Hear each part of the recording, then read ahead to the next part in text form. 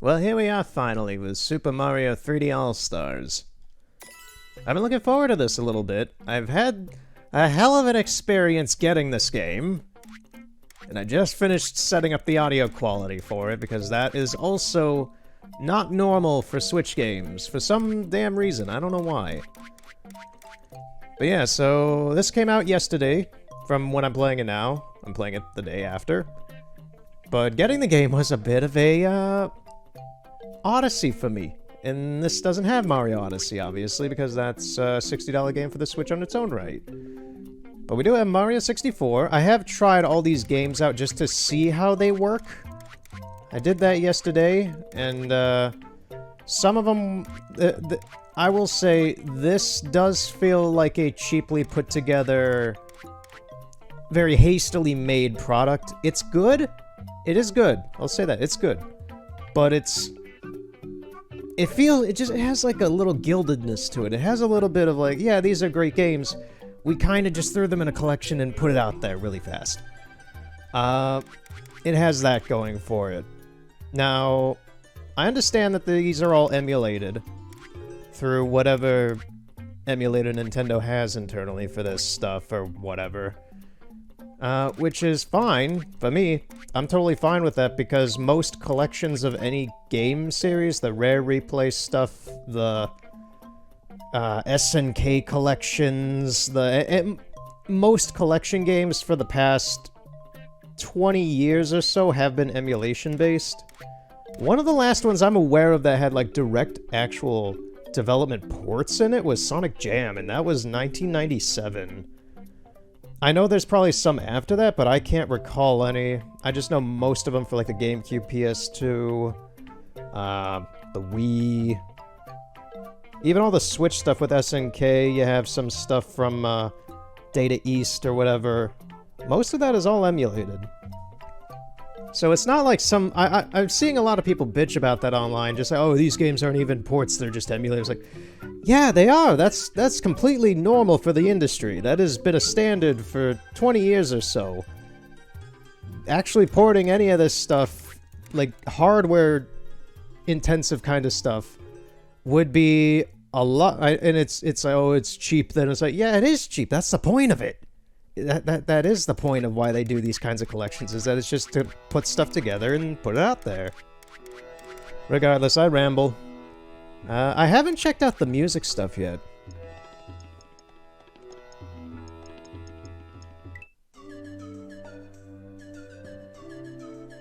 That's nice.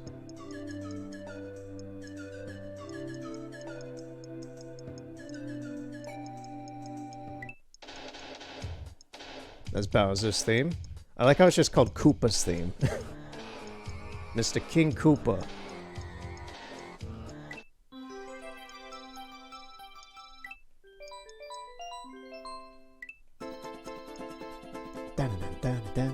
Yeah, these are good songs.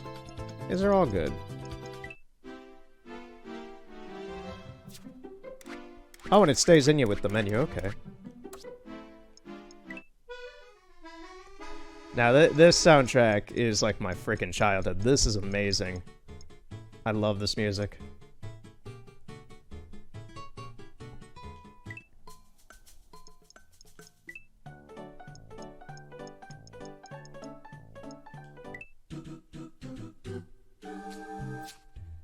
And then Mario Galaxy, which is what we're playing today.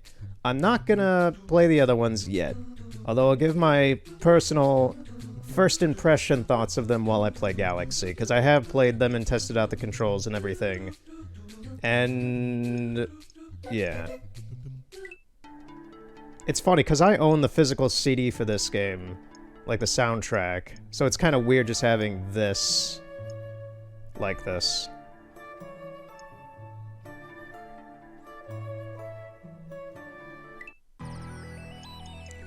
Where's the... it should be at the... No, they've moved the soundtrack along.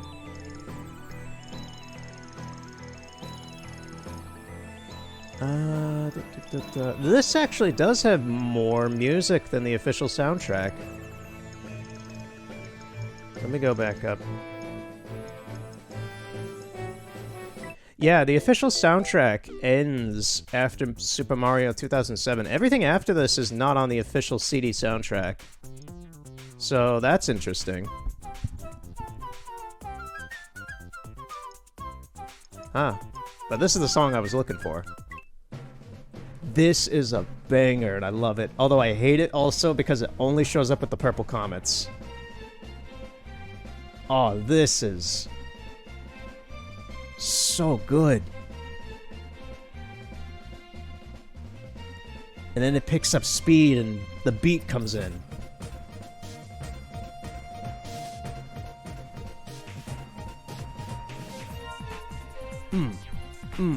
Yeah, alright. But yeah, I might play these some other time.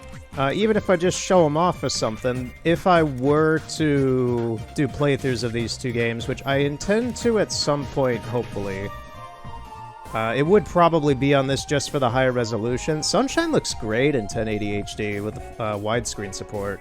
I will say the horizon line that you see, if you stare at the horizon and move the camera horizontally with it, it creates a weird-ass and trippy visual effect that is kind of annoying, which I've never noticed playing it on the GameCube.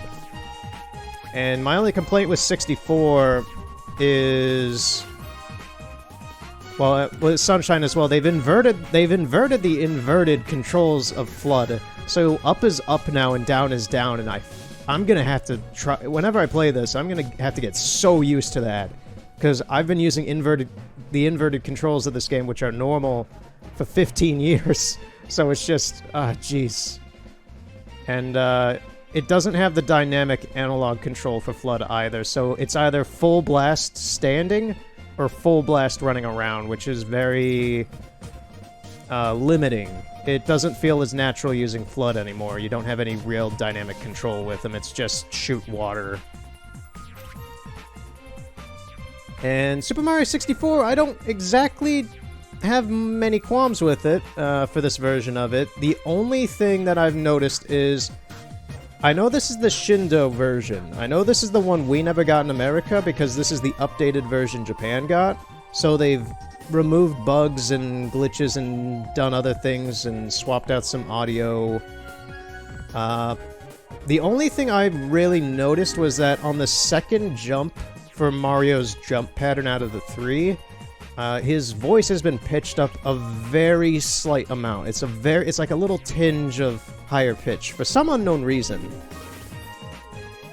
And you can't backwards long jump in it, so this is probably not going to be a very favorable version compared to the normal versions for speedrunning. But, yeah, let's get started with Galaxy. Galaxy, I think I liked the most just because it didn't really have a whole lot changed with it.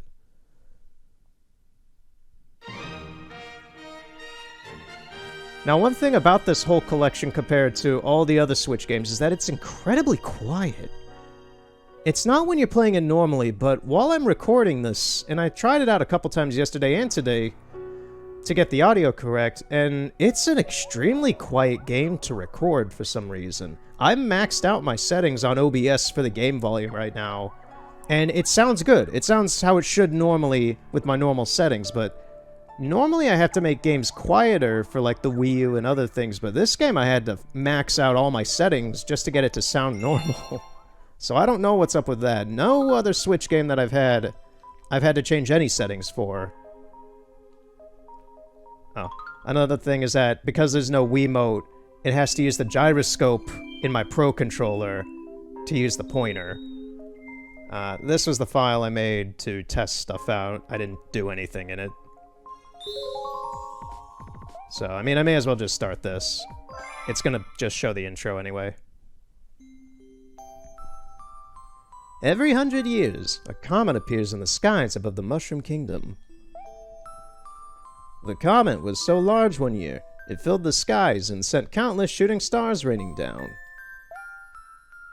The Toads brought the shooting stars to the castle, where they became a great power star. It should have been a very happy time for the citizens of the Mushroom Kingdom. That was the night of the Star Festival, held once every 100 years to celebrate the comet. Dear Mario, I'll be waiting for you at the castle on the night of the Star Festival. There's something I'd like to give you. From Peach. Thank you, Princess Peach. There goes our starstruck hero. Yeah, because like the pointer is just me moving my Pro Controller. I'm just sitting here with the Pro Controller facing the TV. I'm just moving it around. It's kind of like the light sensor bar on the DualShock 4. Yet there's no actual light coming out of this thing. It's just sensing where the gyroscope is in front of my TV, which is weird. Although, like right now, I have it. Is there a way to center it? Oh, it's normal R. It's not R2. To center the pointer. Because like right now you can see it's down by Mario. This is pointing it like straight at the TV, so it seems the gyroscope doesn't catch up with some of where you are spatially, I guess. There's no Wii sensor bar to tell where you are spatially in your room, basically. It works well. It's a decent compensation.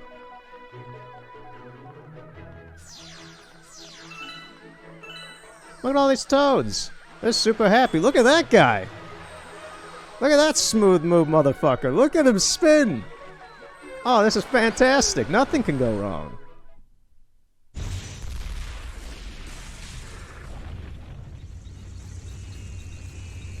I'm sorry. I just had to jinx it, didn't I?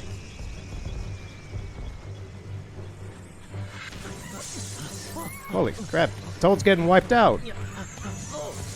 Now, I have played this game before, but I haven't in years. I don't remember the most of the plot. I know this is a decently plot-intensive Mario game, considering most Mario games aren't. There's more plot to this one than, say, Mario 64 or anything. I'll just say that. I will say, this still looks pretty damn good for being from 2007.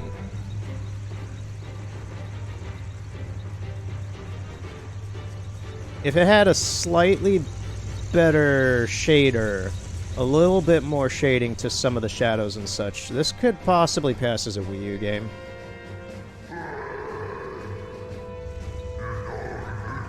Like, look at the detail on Bowser. You can see all his scales and everything.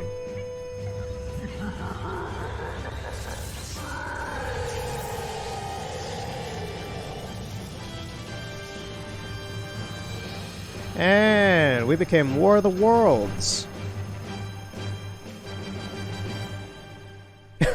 Okay, I'll say that's some crusty JPEG in Peach's eye. Peach, I think you need some eye drops for that, man. Well, let's run away from the end of the world out here. You see, this is what I mean by this game could use a little bit of better shading. Like, Mario looks well shaded, but then you put him up next against this bridge. Oh, what the f... Dude, don't hump the bridge!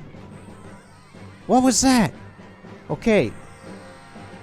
Then you put him up against this bridge, and you see it has no shading around most of it. There's, like, dark shadow textures kind of put on some sides of it to give that effect, but there's not actually any lighting or shading. Like, even these trees, they're basically the trees you'd see in, like, Pokemon Shield or Sword. Yeah, Peach, I'm coming. I'm critiquing how the game looks.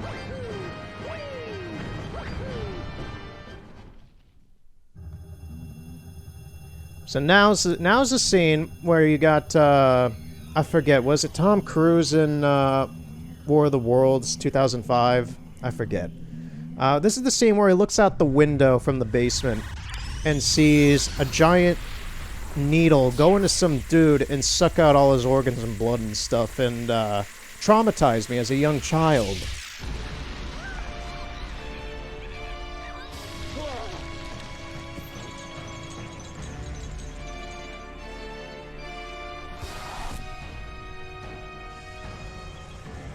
I gotta say, in 2007, when I saw this, this was like the craziest cinematic, weird, amazing scene I had seen in a Nintendo game up until that point. They're stealing the whole damn castle in a space raid-esque style. This is crazy. Like, look at this. They're just stealing it.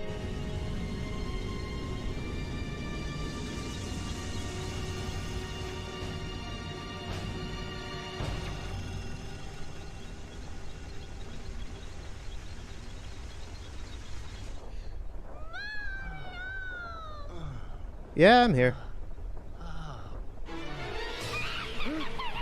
Kamek? Don't do it! Oh, he did it! And he's dead. There's no way he can survive that. He's gonna burn up in the... He's either gonna float off into space and suffocate or freeze to death, or he's gonna fall into the atmosphere and burn to a crisp.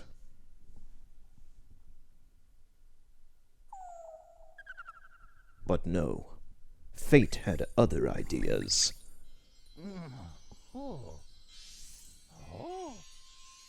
Instead, we are transported to a magical world, far in the depths of space, surrounded by bunnies. Finally, you're awake. Let's play.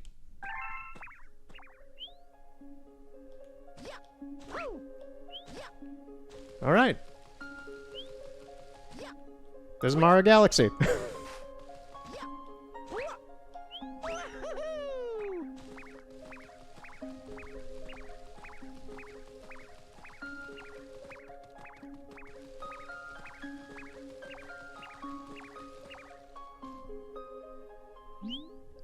Let's play hide and seek. If you catch all of us, we'll tell you about where you are.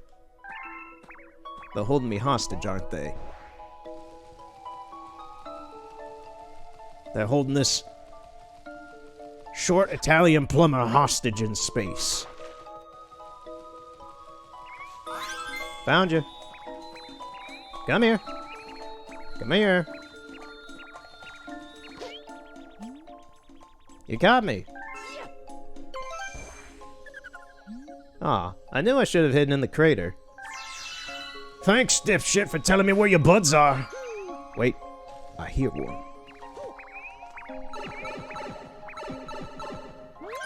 Come back here. I found you.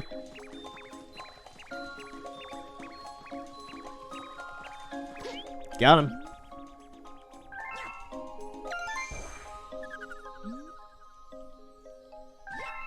Alright, so your bud's hiding in the crater, huh? Not that one. Oh, that goes right through the planet, don't it? Yes, it do. This one, then. Yep. I found your leader. Now tell me where I am.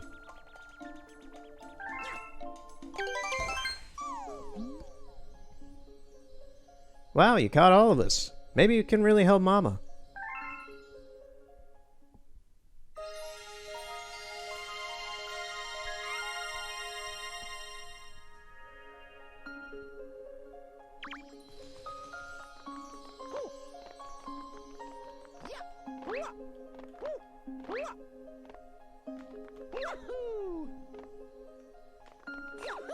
There we go.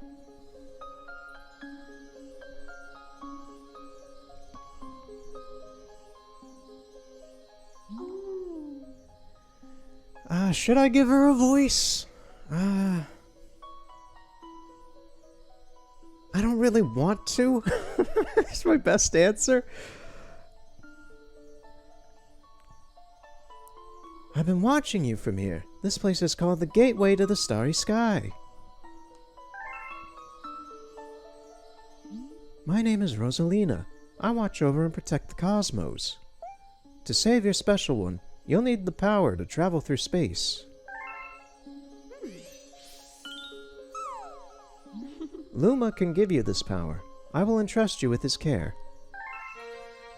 Yo, what's he doing?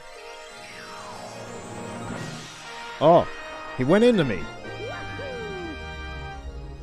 You have the ability to spin now.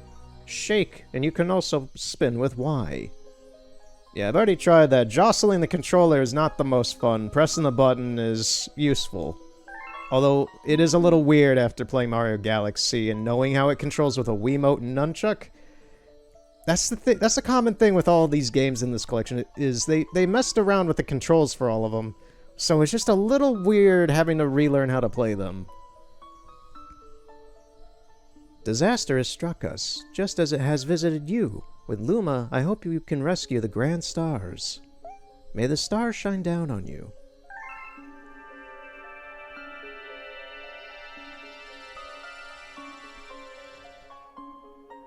Now, her flying up like that, even when I first played this game, it reminded me of the Harry Potter games for PC.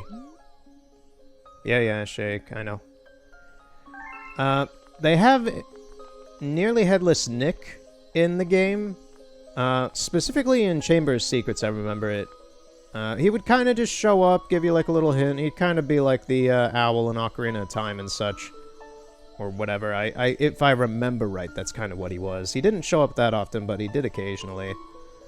But he would always kind of just fade out like that while like going into a wall. But it was always that same fade out effect. So when I first saw this game, I'm like, yo, that's using the same technique that they use for that. Anyway, I ramble. Let's get started. The adventure begins.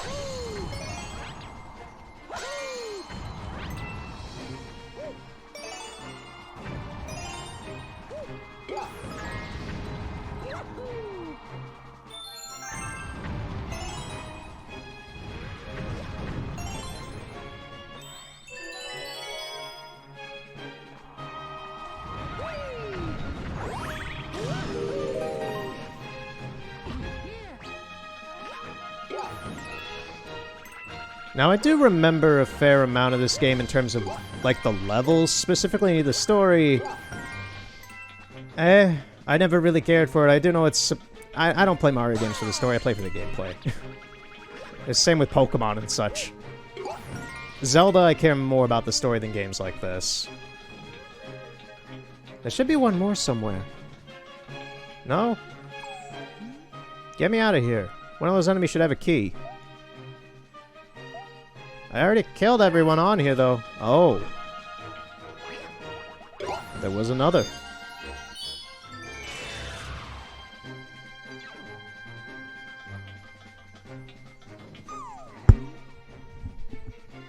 Thanks, would you mind rescuing my buddy in the base up there, too? I'll transform into a Sling Star. Just jump into me after I transform!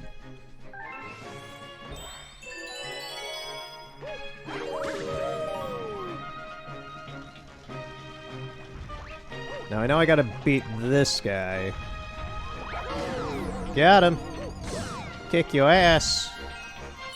And he's free.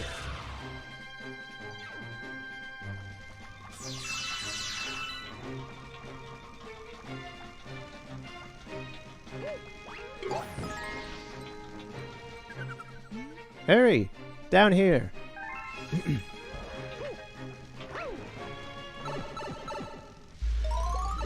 This first level is always pretty easy, but it's a nice warm-up. We've been waiting for you. That's a Grand Star. We have to save it. They're using the Grand Star to power that awful machine. It looks like it's making something. We have to do something before the Grand Star's power is drained. Quick, find a way to stop that terrible machine. I've seen this before. That pink thing it's making. All liquidy and slimy looking. Bowser's in cahoots with McDonald's. This is one of their pink slime manufacturing facilities.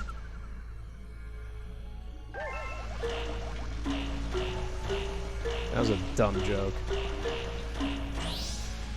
I mean, you gotta admit, that looks kind of slimy.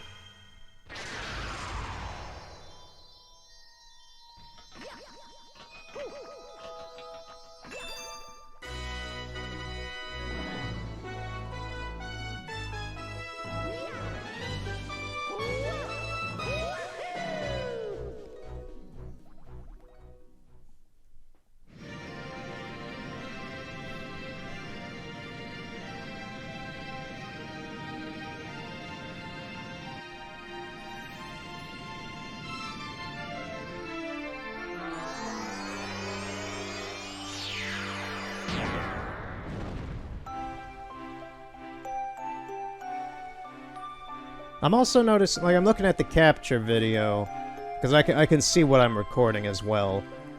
But, I'm looking at the screen compared to it, and I'm noticing the frame rate difference, because my current capture card can only capture up to 30 FPS, and this is in 60 FPS. So I'm just noticing the frame rate difference. And it's not a big deal at all for the recording and all. Because even if I played this on the Wii, it would still be 30 FPS anyway. The beacon is lit again. It shines weakly, maybe only as bright as a Class 6 star, but at least the poor Lumas will survive now. Oh, thank you for saving the Grand Star. These star people are my family. They mean so much to me. Welcome to the Comet Observatory. It's my home, and also the home to the Lumas. You see, we traveled the starry skies. We passed by this area once every 100 years, but we suddenly stopped in front of this planet. A strange force had latched onto our ship, pulling away star bits and our power source, the Power Stars. Our ship had lost power, so it entered a deep hibernation state in which it could not move. Those who took your special one picked up the Power Stars and discovered the power to cross the universe. Please, I have a request. This observatory uses star power to project images of the galaxies that are scattered across space. And there is a chance we can use our few remaining stars to look for other power stars. Look. These round rooms are called domes. We observe galaxies from domes such as these.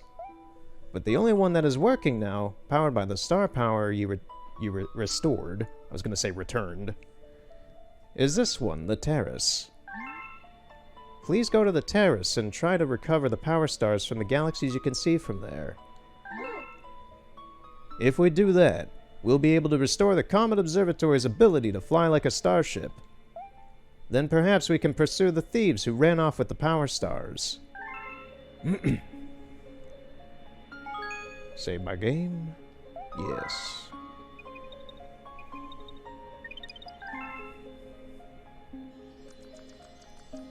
It's strange because I first played this game on a CRT back then.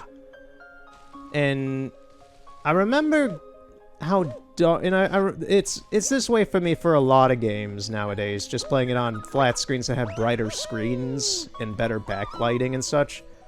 But areas like this were so dark on that screen, I couldn't see anything but maybe a bit of Mario. So I'd be running around here, I wouldn't see any of this stuff shining in the background, I wouldn't see any of these physically here. So it's funny to me that nowadays I can just run around this area without it being powered on. This was like a no-go zone. You would not go here when I first played the game because you couldn't see anything and you didn't know if you're going to fall off or how to get back if you started falling off and couldn't see where the edges were. So, being able to just run around this place is fun for me because it's something, this was terrifying as an area to me as a kid.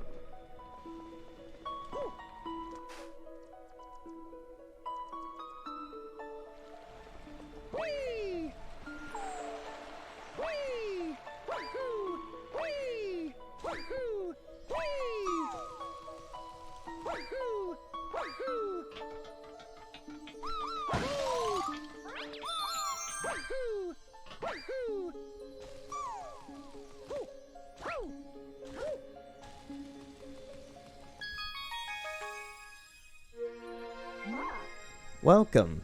This dome acts as an eye of the observatory. From here we can gaze upon distant galaxies. Once this Luma transforms into a pole star, it will guide you to those faraway galaxies. Simply point your star at the pole star and press A. If you lose sight of the star, you can reset it with R. If you're playing in handheld mode, you can no, I'm not. Don't need to worry about that.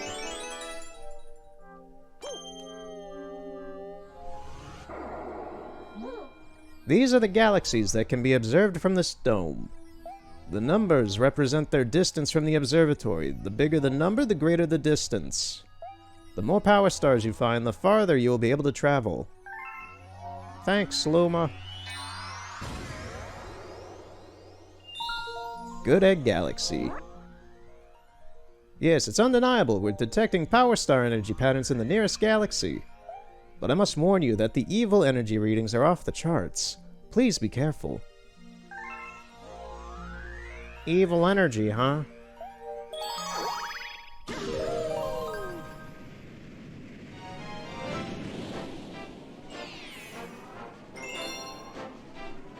Dino Piranha.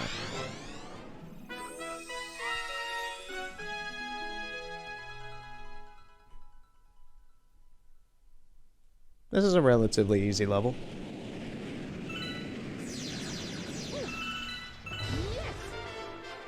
Oh, and that music!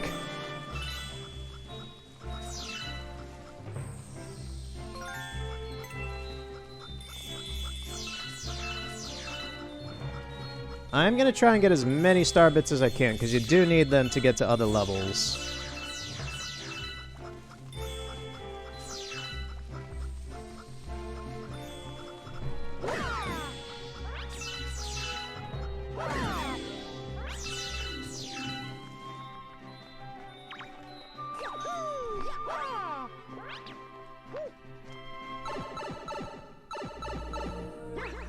Bonus room.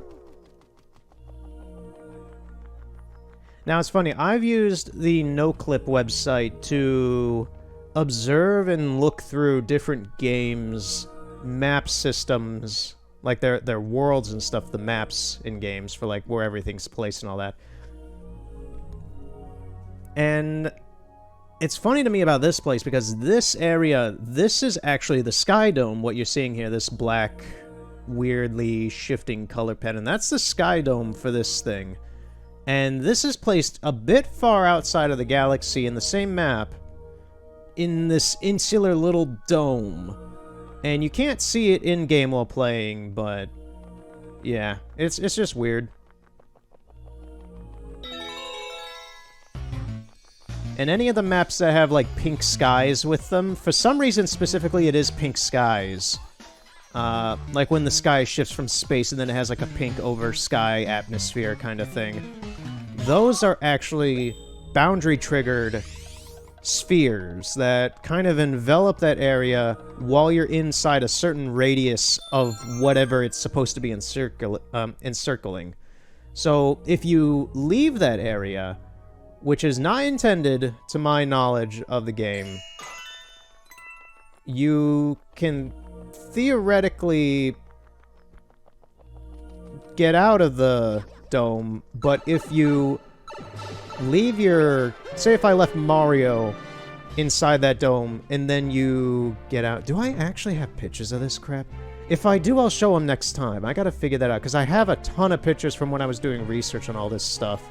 But say I left Mario inside there, where I just was, and then took the camera outside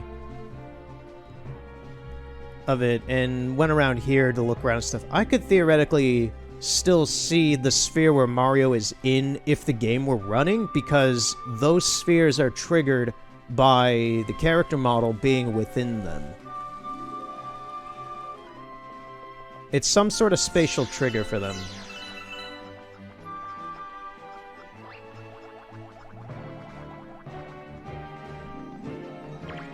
I know this guy just wants me to talk to him, but... Aw, oh, come on.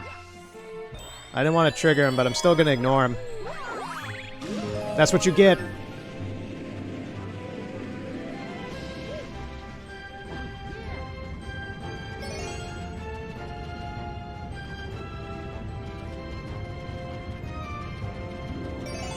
This is always a little touch and go. Mario, get out of the dirt. The mud. Ah, I was hoping I wouldn't get hit by one of these. It's not a big deal, it's just like, ah.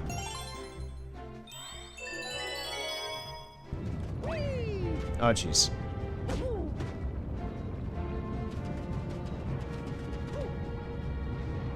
You know, I think I'm gonna try breaking these just so I can get all the star bits inside them. So where... this... no, Mario, that is not where I wanted to walk, man. Right here. Oh, come on, Mario!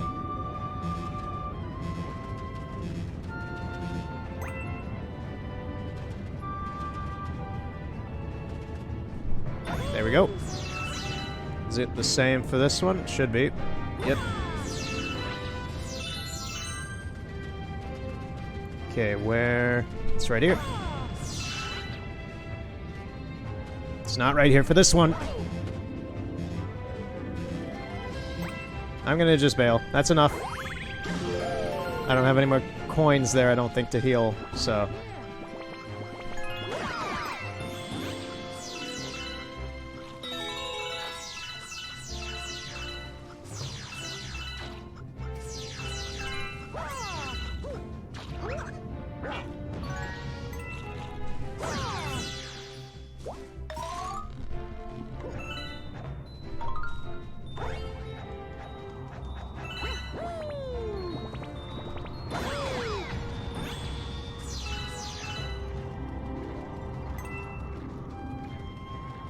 Forget what this is.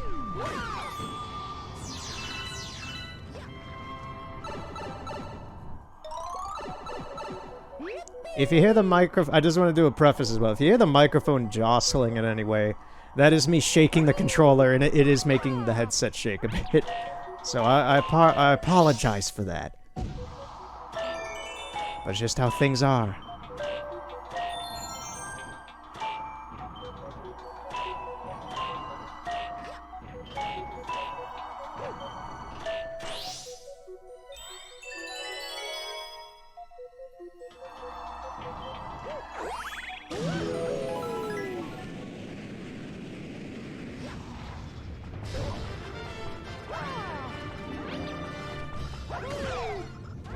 Got him.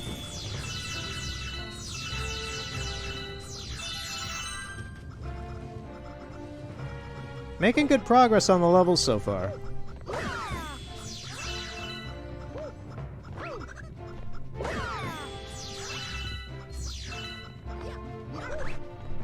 Oh, he actually hurt me.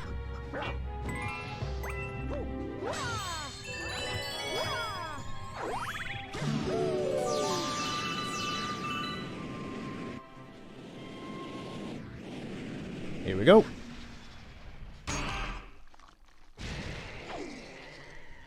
Now, one thing about Dino Piranha that I will finally be able to say after playing this game for 13 years.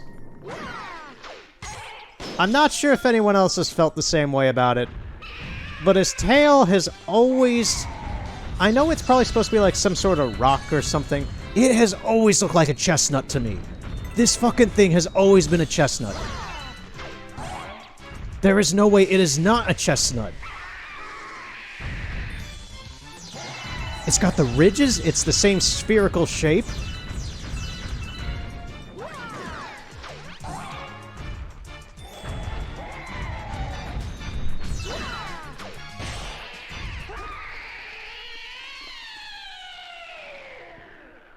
And he's dead.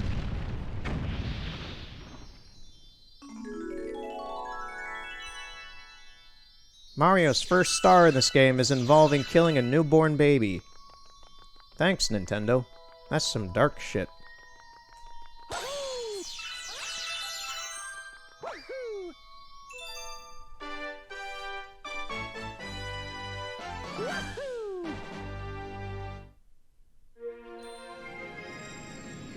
Now, I know I talked about this a bit when I was playing Shenmue 3 earlier this year, but I do intend on getting a new capture card sometime in the coming months. Probably... it'll probably be in January. So starting next year, I will probably have a new capture card that'll capture in 60 FPS 4K resolution, albeit my uploads are not going to be in 4K. I don't even have any consoles that display in 4K. Because my PS4 is the normal PS4 Slim. Regardless, though, it'll capture everything I have at the max resolution possible, because my current capture card is 1080p with 30 FPS. And future-proofing the capture card, and also allowing it to capture some games at a higher bitrate, like Red Dead Redemption, Witcher 3, things that have a lot more pixels on the screen than, say, a game like this, which does not. This is a pretty my capture card works great for games like this because they're very simplistically done in their graphics. They're great looking, but they're just not overly complex. They're not like highly detailed grass or things like that that then start to ruin the bitrate as they move with the wind. Nothing like that.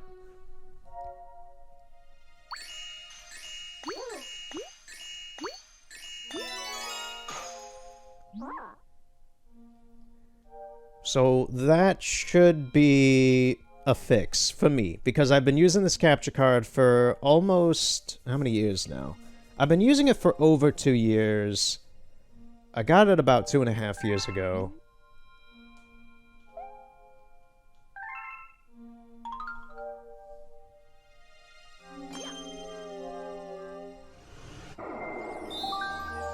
So that's just a little... That's still a maybe. It's still not for certain, but I think the next capture card I get to replace this one so that my stuff can be... My content, yes, magical content, will be just higher resolution overall, higher quality, higher performance. Just allow me to capture stuff without any hindrances whatsoever in any regard.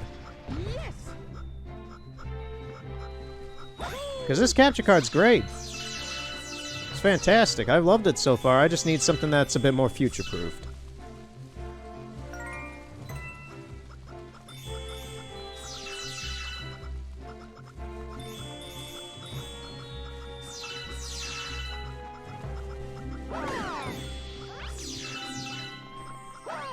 Oop, nope. I love the moment when an enemy hits me like that. Both first because it's instantaneously annoying, but then immediately my mind's like, okay, you're gonna be a starbit. And it's... nope.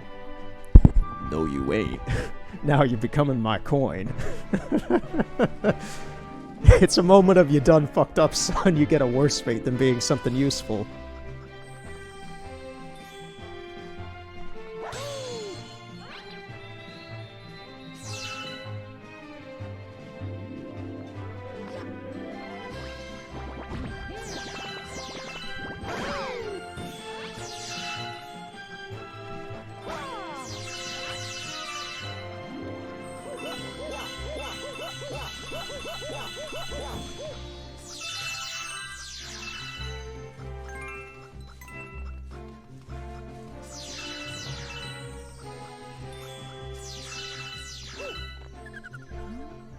Oh, get this. You can shoot those starbits. Yeah, I just had that tutorial, man.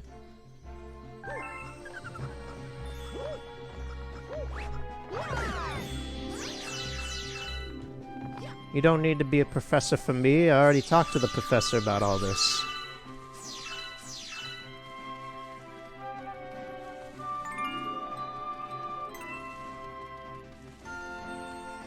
Alright, what's in here? Ah, it's this again. I don't need to do this.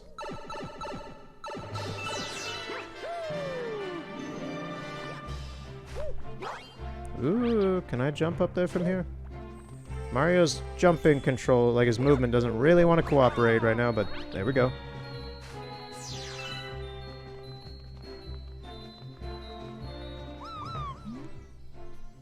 I've got a hungry friend up ahead. You don't mind sharing your snacks, do you? Head forward using Blue Star and Gold Star.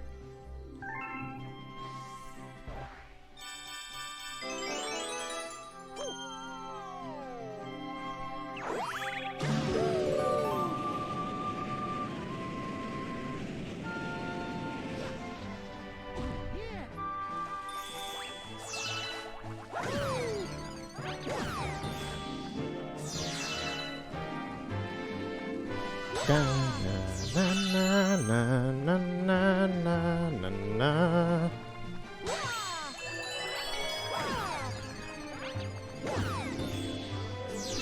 Yeah, I'm actually thoroughly enjoying this. This is nice. This is refreshing for me on the game. Especially after playing Ghost of Tsushima so much. Jeez. I did play Kirby Star Allies recently, but I'm enjoying this a heck of a lot more than that. Even though I did enjoy doing that, this is like, ooh, this is like a warm, comfy blanket.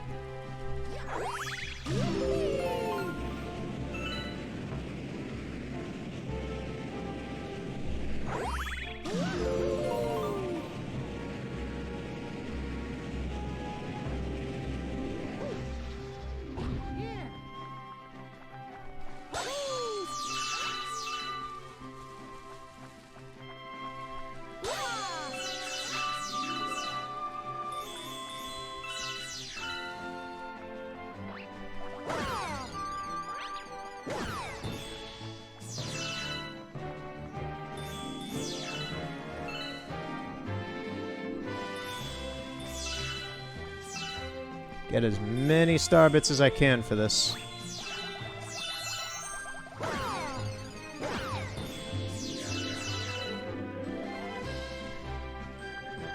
Alright, where is he?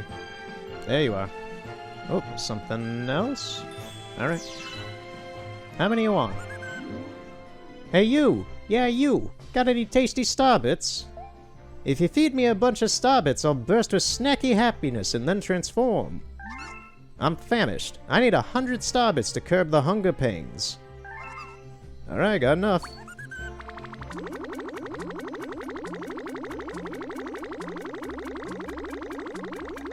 He's gonna blow up. That's it, I'm stuffed. Here we go, transform!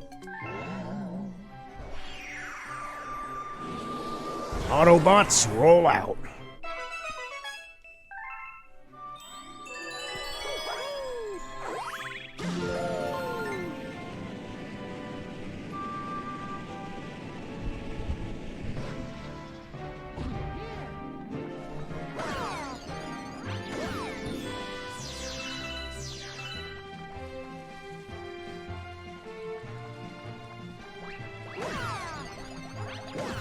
Some of the designs of these planets are very iconic to me. This one especially is. I don't know why. I don't know if it's just from it being in marketing material or just how it's shaped or what.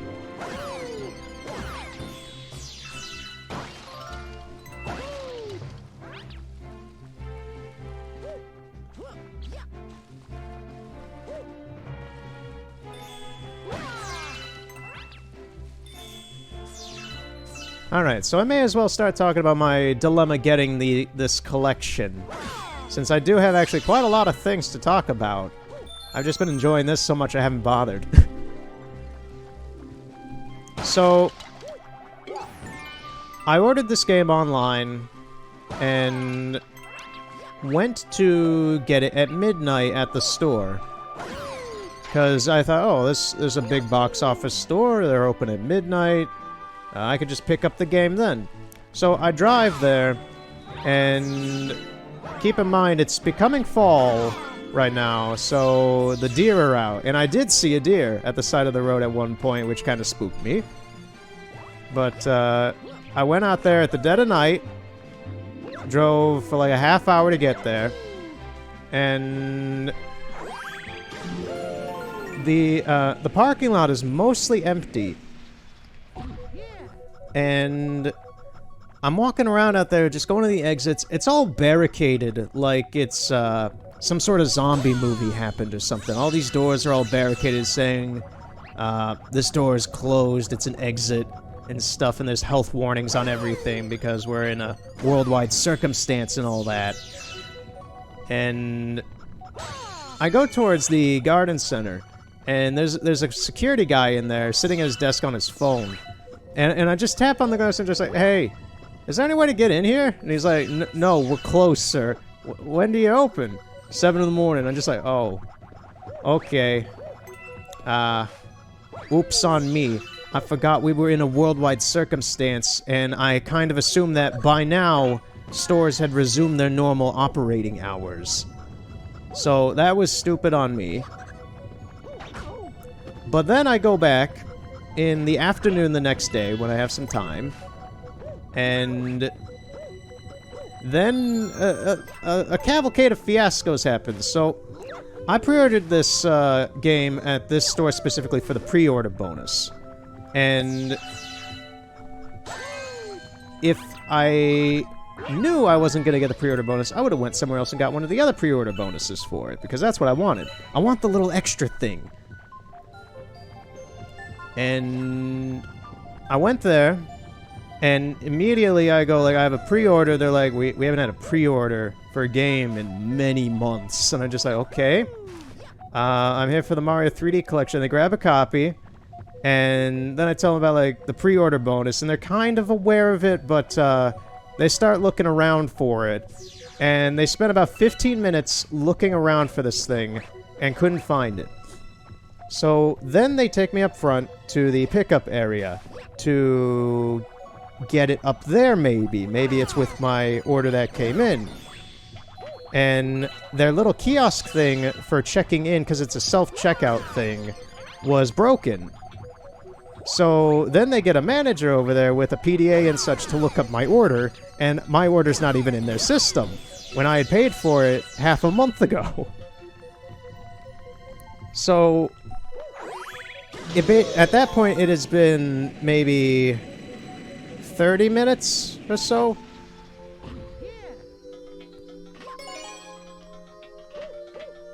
So they can't find my order. They can't find the pre-order bonus for this thing. It's not really causing a scene of any sort. It's just me standing there just being like, okay. I'm being very patient with them. I'm just being like, okay, I understand, yeah. I'm just this guy there who wants to fucking pick up his game and get some goddamn stickers, because the pre-order bonus for this one was stickers, which pretty much gives away what store it was, but at the same point, who gives a shit? But, because it was an exclusive, that's the whole reason why I went with them. But, yeah. Whoa, whoa, whoa, whoa, whoa, whoa, whoa, whoa, whoa, don't go off into space. Don't end up like, Mr. Scroop in Treasure Planet, with the flag and all that. So at this point, I am getting a little annoyed. My order's not in there, and I show them my email and stuff that says, like, yeah, I have an order here for this item. And then they just start saying, well, maybe it's not gonna go in until 6 p.m. And I'm just like, what the fuck? So, I ended up canceling my fucking order, just bought the game that they had, for $10 cheaper, by the way. I bought it for full price, which they were selling it for $10 cheaper there for some goddamn reason. So that was a little pro to me. The money part wasn't too big a deal, but especially if I got the stickers. So I got the game. I got this game for $10 cheaper after a stupid 45-minute long fiasco of running around in the superstore and just kind of being there waiting to get the stuff I had bought. And I got the game, and I left without the stickers, and I was very disappointed in that. I'm happy that I have the game, but not getting the stickers was the whole point I even chose this place to get them at. I would have got it at GameStop or Target or somewhere else. Needless to say, I'm not pre-ordering anything from this place again.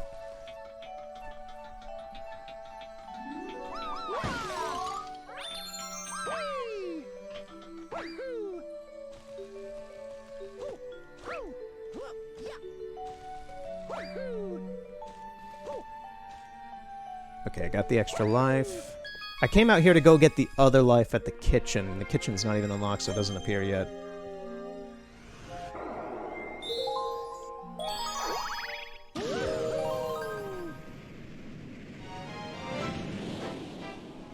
Like, this sticker thing is now gonna haunt me with this game forever.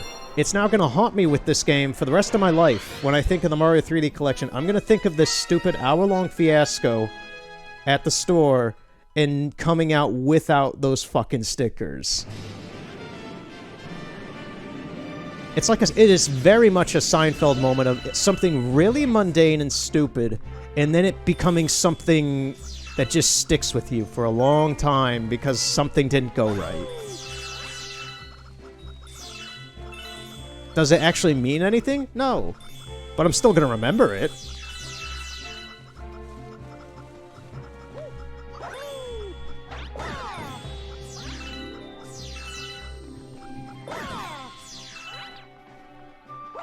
The best way I can put it, and this is a very obscure thing for people probably only my age would probably understand. And I talked to some friends about it as well, and they kind of agree. It's like, yeah, I get that feeling. Like when I was a kid, I liked Rescue Heroes a lot. Little action figures, the environmental and tragedy kind of guys. They like emergency events, whatever. Rescue Heroes. They were my He-Man, basically, and the show was structured very much in the same way as He-Man, but geared much more to a younger audience and just how the world works.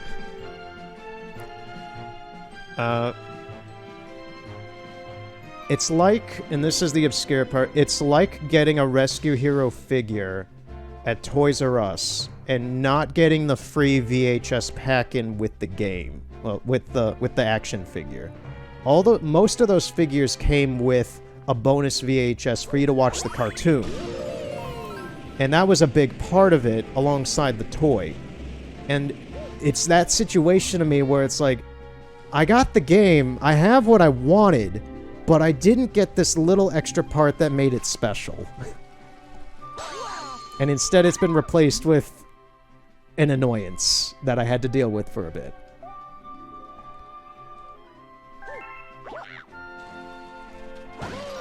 I don't know.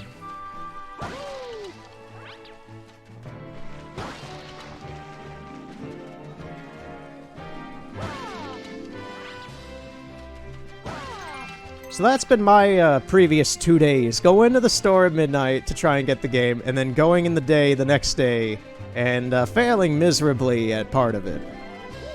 And just dealing with people's bullshit. What do you want, Toad? Oh, coconuts at the spike things.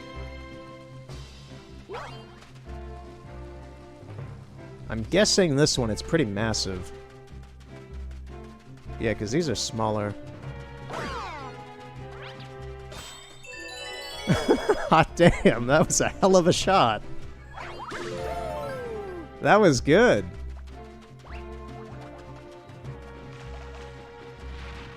Oh, we got a Pokey.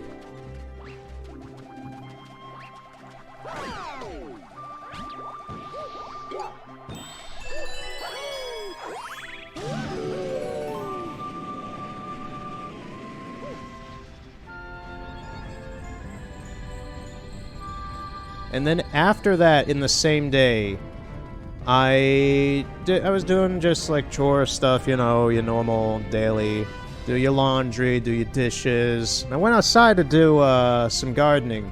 I went to just water some flowers just because it was a hot day. And this rabbit showed up out of nowhere. And it's massive. I've never seen this rabbit here before. Normally they're really small, kind of light brown things. This was like a dark brown with white tufts. Mature big rabbit. It was weird. But it kept following me around my yard while I was using the hose and watering flowers and such. And it just kept staying near me and following me and like occasionally investigating the hose and such.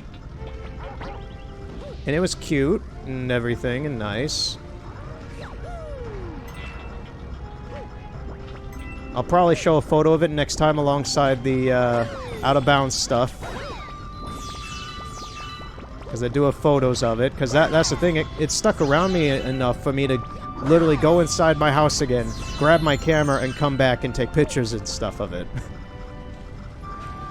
I didn't pet it, I didn't get near it really. It got near me, which was weird. Because rabbits are, by nature, very skittish animals, and this thing was oddly curious in watching me and coming near me a lot.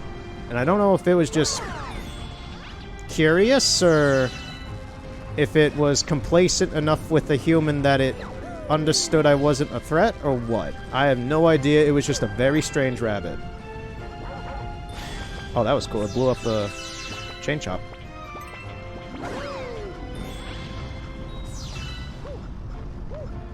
And I know it wasn't hungry because it kept eating the grass around me, so, and I was watering the grass as well, so it was getting plenty out of that. Maybe it just liked that as well.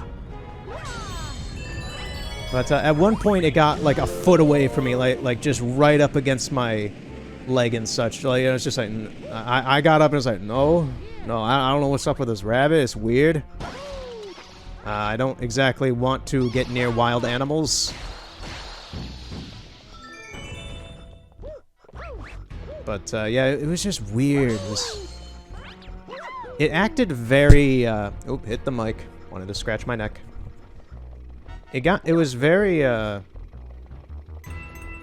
well-behaved. That's probably the best way I could put it over well. It was very well-behaved for a wild rabbit. It was strange. I'm saying the same, strange and weird. It was strange and weird.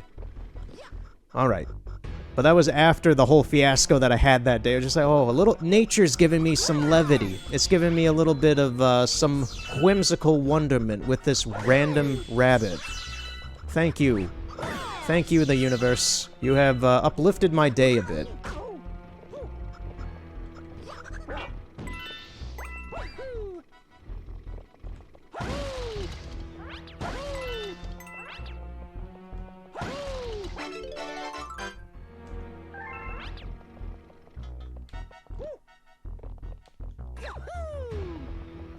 Nothing up here.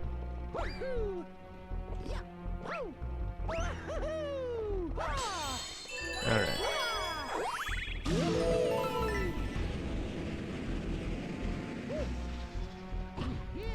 What is this? Be careful, there's a big, big danger up ahead. If things get really bad, shoot a star bit at one of those lights on the ground.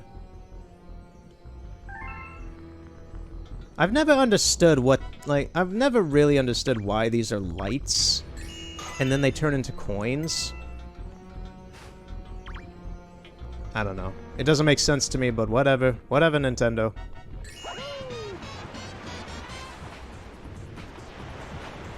Oh, this guy.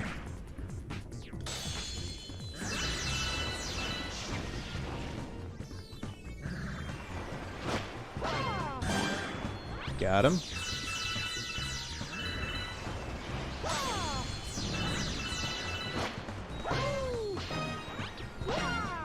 Oh, this boss is so much easier without having to wiggle the moat. Just pushing the button against this guy is so much easier. Whoa, whoa, whoa, whoa, whoa, whoa. No, no. That was fast. Got him.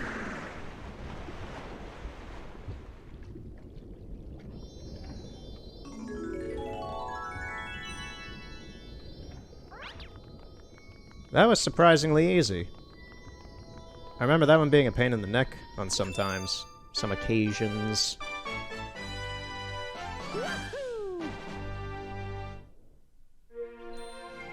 In other news, just outside of my life. I saw that Doom 64 is getting a physical edition from Limited Run. That is mighty tasty to me. I like that. I'm interested in it, but I'm not sure. I'm much more interested in it than the Shantae stuff that they're doing right now.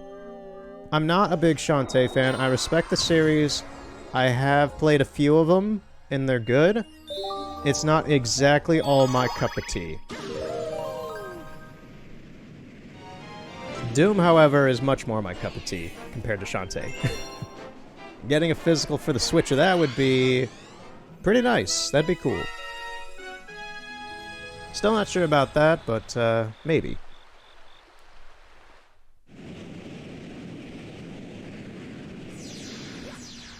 Yes! Alright. Honey Hive.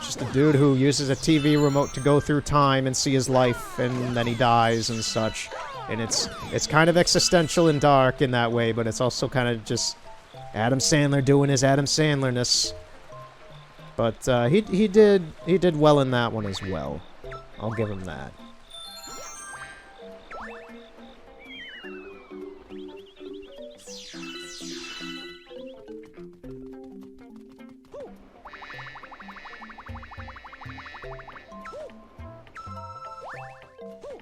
I think the best quote in that movie was when he's at the mini golf course and the clown face rejects his ball. Like, he misses it twice, and then he gets it in, and then the clown face spits it out, laughs at him, and then he says viciously, and I loved how the delivery on this line was phenomenal, and it broke me. And I generally laugh at, like, Jim Carrey stuff where you kind of have to be a little insane and really committed to a part. That's when people go all in on something, and I could tell he went all in on this quote. And he literally just screams, "You're gonna die, clown!" It's just like, oh shit, that broke me. That was phenomenal.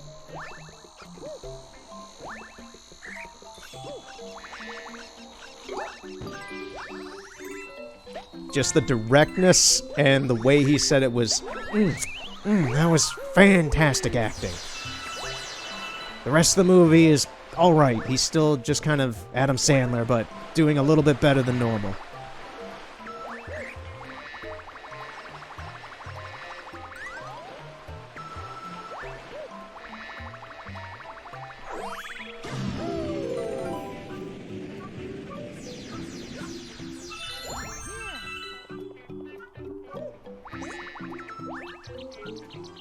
Okay, so we're going to the Queen Bee.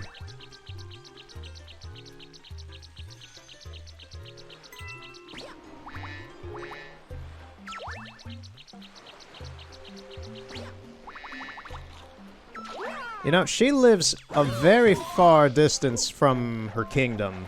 I'm just saying. Like, this is far out from the tree and all that back there. And who might you be? A physician, we presume? Yes. I'm a certified medical doctor. No matter. We are in the most vexing predicament and require assistance. Okay, I'm pretty sure Mario doesn't have a medical... Well, no, actually, no, he fucking does. He's Dr. Mario. That just blew my mind for a second. I was like, wait, no, this guy is a doctor. Okay. The most furious itchiness plagues our entire being. Our entire being? It must be stopped. Please find the source at once. Okay. I'm a little, maybe you don't need a physician. Maybe you need a psychologist. You're referring to yourself as our / we, technically. So,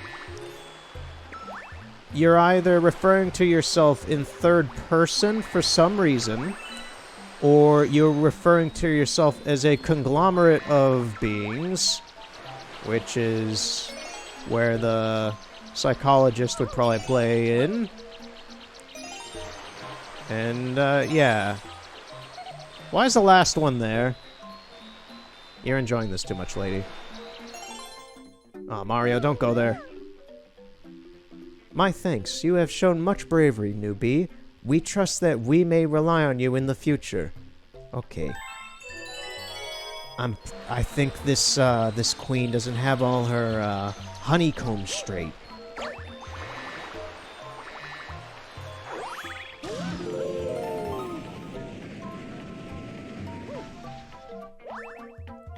Hey, Captain Toad! You got a cool dancer over here. Yo.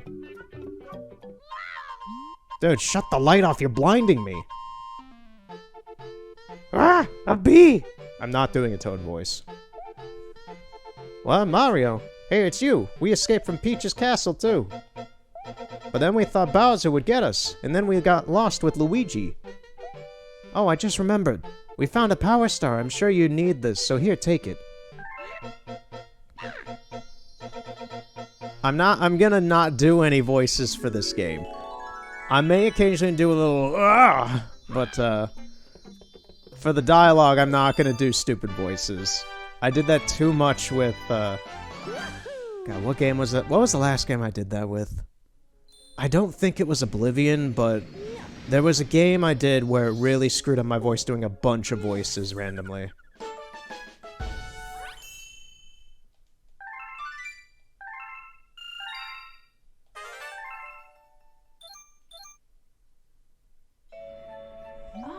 Mario.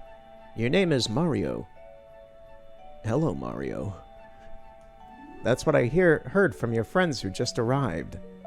Mario, it is such a nice ring. Look. Your friends are waiting for you in the garage. I think they want to tell you something, so you'd best hurry over there. Okay.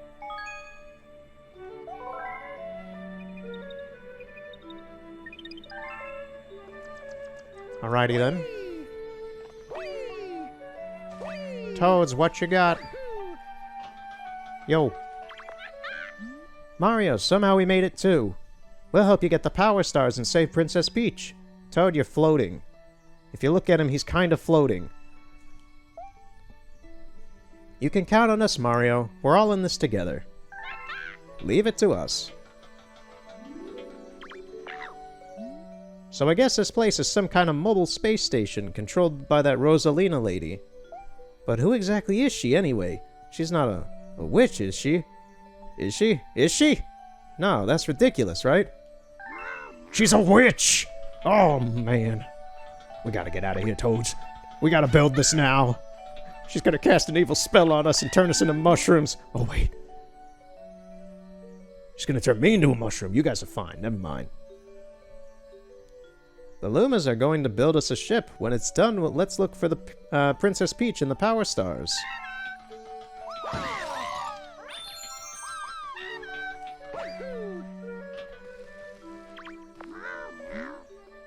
Where are we? I want to go home. I'm so homesick. Oh, this poor Toad. Howdy, Mario. If you're looking for everybody, they're back this way. Okay, thanks.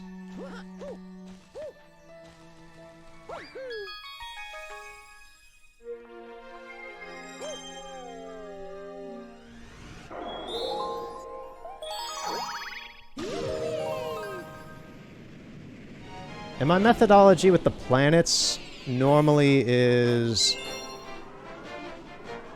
just kind of doing them one at a time. Not all the time, but I tend to like to finish a planet before moving on to the next one.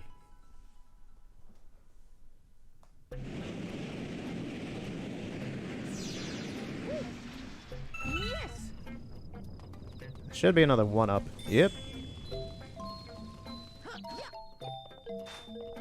Not that I'm dying a lot, but I just like stocking up on them. It's some good insurance. Okay, ground pound. Yeah, this is the same as I would expect.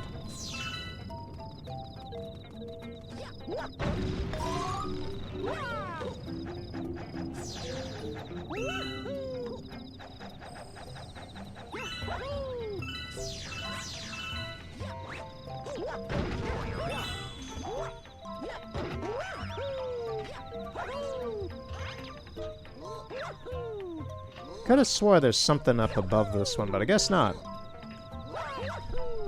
Nope.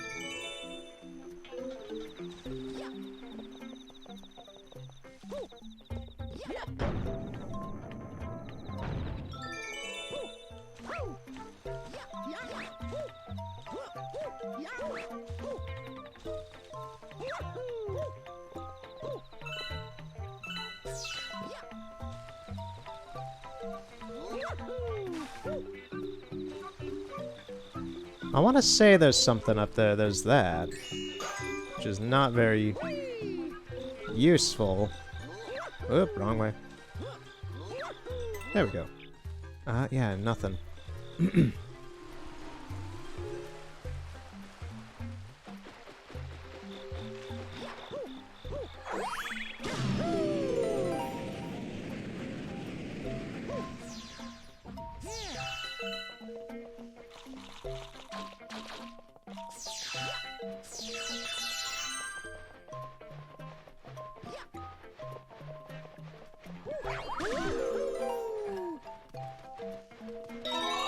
What is this? Oh! Oh, no. Come on. Don't squander the superstar. Okay, I got it. There any more? Yep. Get you. Oh, whoa, whoa, whoa, whoa. Mario's controls are kind of screwed up. And now the pointer went away. I don't know why that happened. That was a bunch of issues that just happened there that I don't know why they happened.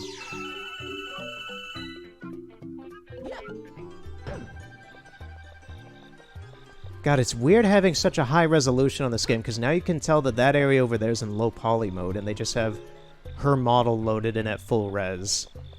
Presumably. It looks full res, but the rest of that area just looks really low res. Well, low poly is the right term.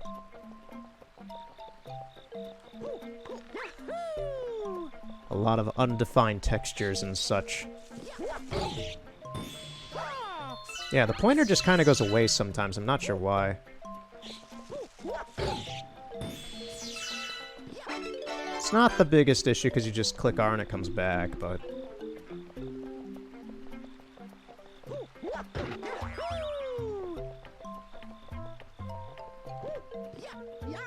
One other thing that I did a little bit of research on, and it's just some basic stuff, just to figure out, like, what's going on with it, because I remember people talking about it for a little bit, and then nothing happening with it, is the production of Shrek 5, which is a thing that is happening, and it's supposed to come out in 2022.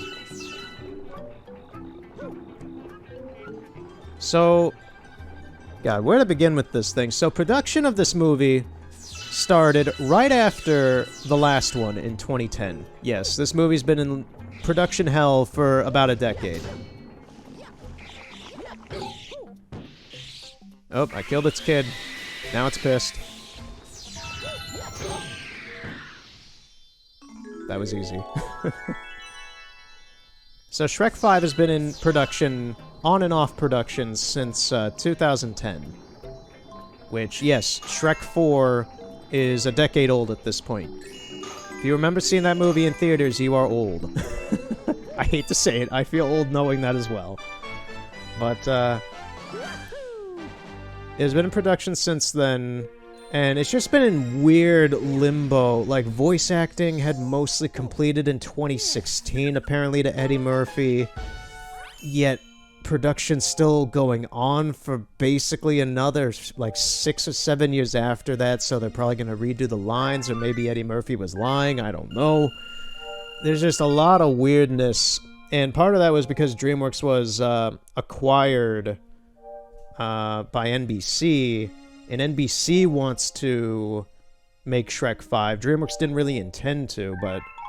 Well, they did the original plan for Shrek was to have 5 movies. That was always the original intent with Katzenberg and such. And Katzenberg is not involved in this movie at all, to my knowledge of what is out there of information of it.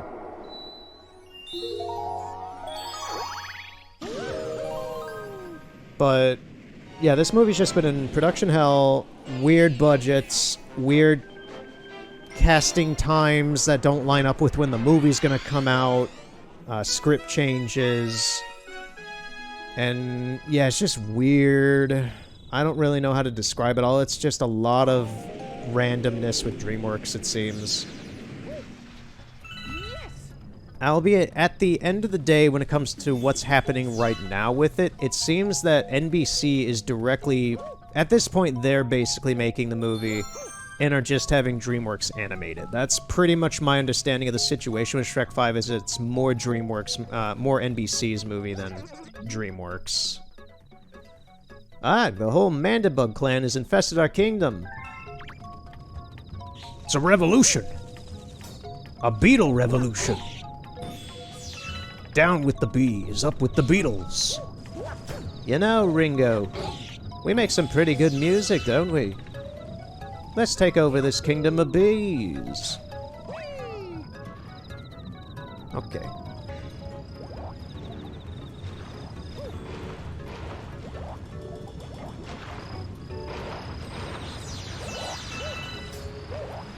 Whoop.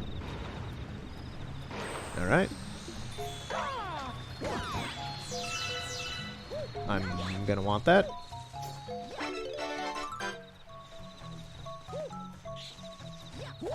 I don't think I need to kill all of them.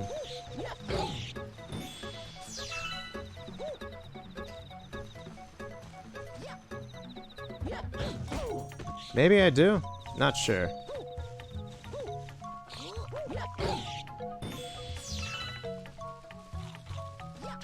Oh, I thought I jumped on you.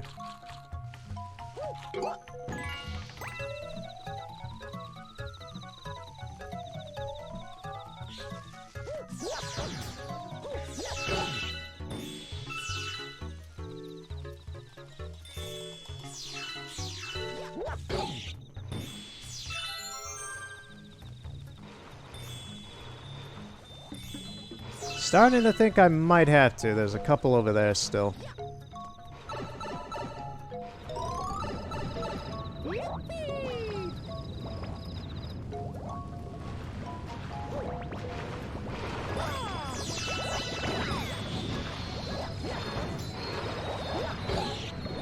What's weirder to me about the whole Shrek 5 thing is that Shrek 4 was a decade ago. It was 10 years ago at this point.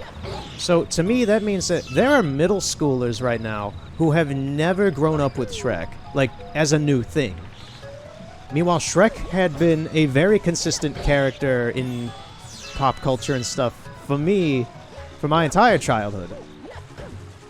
So it's just weird to me. It's like kids growing up without Harry Potter, or, what's another thing that, Lion, the Witch, and the Wardrobe? That kind of stuff. It's just weird to me how some of the stuff, although Lion, the Witch, and the Wardrobe just kind of fizzled out for some reason. They mismanaged that stuff so bad. The neighbors are causing trouble again. We would be most grateful for your assistance. It's just weird to me to think... That's like growing up without Star Wars or something as being like a current thing. It's just weird to me. I know it's gonna be normal at some point for some people. But... Oh, no!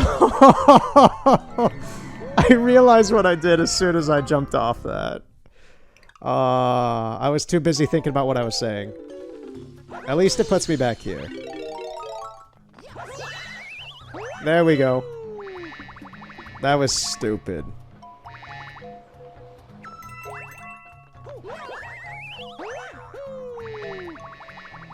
But yeah, it's just weird to think about how different pop culture is for some people in such a short amount of time. Ooh, I just missed that.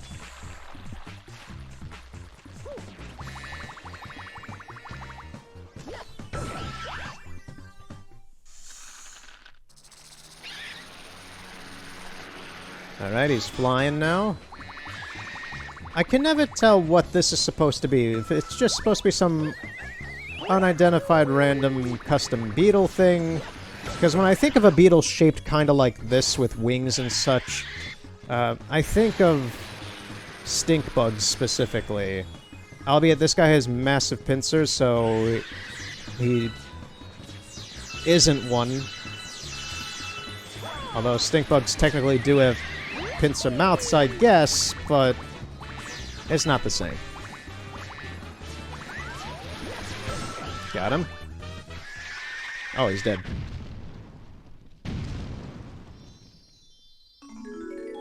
I'm doing pretty well at these bosses. I still remember how to do them right.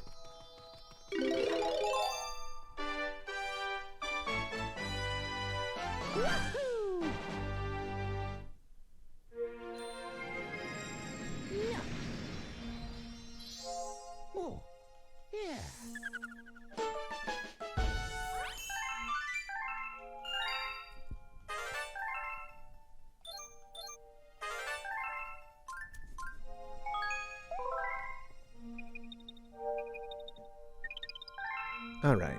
So what is the next galaxy? Let's see, we got 2 of them.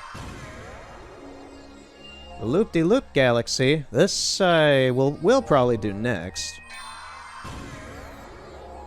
And the Flip Switch. I'll do Flip Switch after. Let's do Loop-de-Loop first, because this one...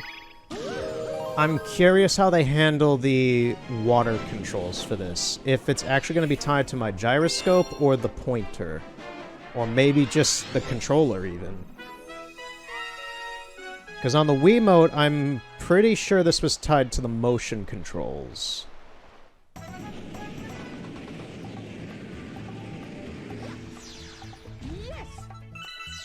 Let's get all those star bits. Can't reach those ones back there.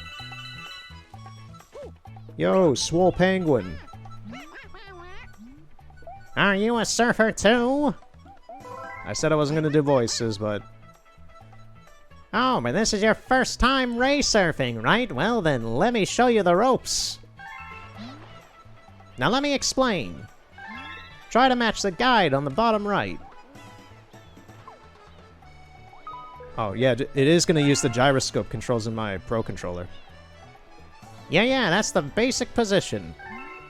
Okay, I think I get the point. I'm not going to use his voice anymore.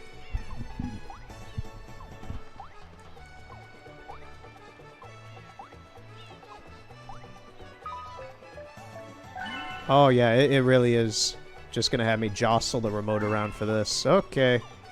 They tied the motion controls just to the gyroscope. If it works, Nintendo, if it works. I hope it works. I really hope this works. It actually seems a little better. Maybe. No, it's still got that weird looseness that it has with the Wiimote. This feels pretty identical to using it with the Wiimote.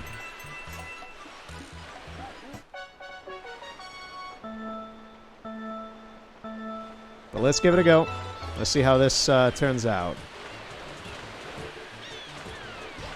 Okay, and X is going to be jump, if I need to do that.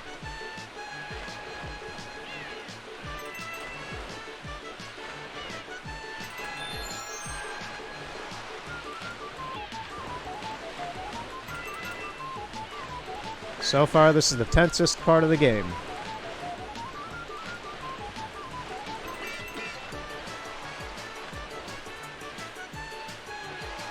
Come on, turn. Not too much now.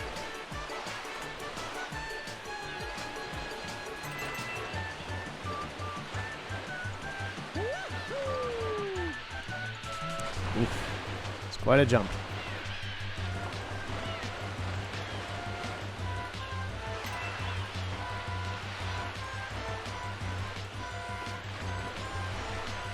Okay, did I do it? I think I did.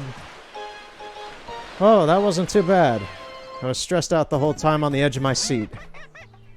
A minute 2. Congratulations, you deserve a gold medal.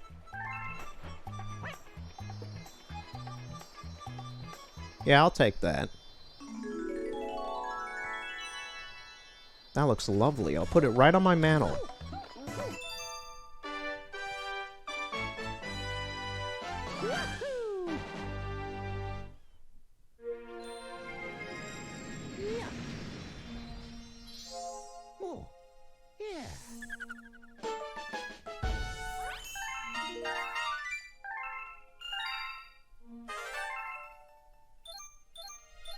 Looks like I can face the area boss now.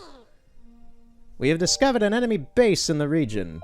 We can only hope that they are not misusing the power of that poor Grand Star. Mr. Sulu, contact them and see if we can hook up some communication so that they can lay down their arms. Been watching a little bit of TNG, and I don't know why I channeled the original series of Star Trek, but I don't know, Worf, set up communications, please. Commander Riker. Nah. Whatever.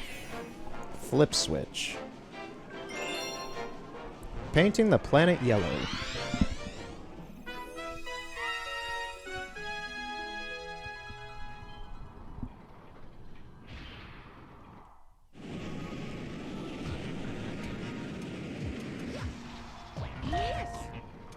Alright, so this shouldn't be too bad. I don't think.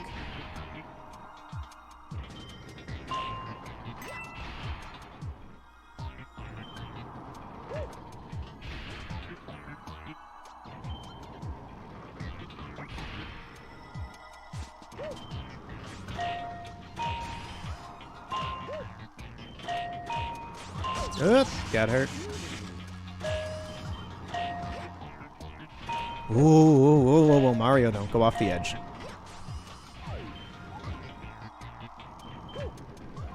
There we go. Yeah, that wasn't too bad. Could have been way worse.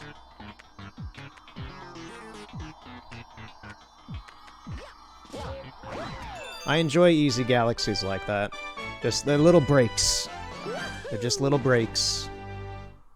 They're just little puzzles that kind of make you think about how things are going. Oh, yeah.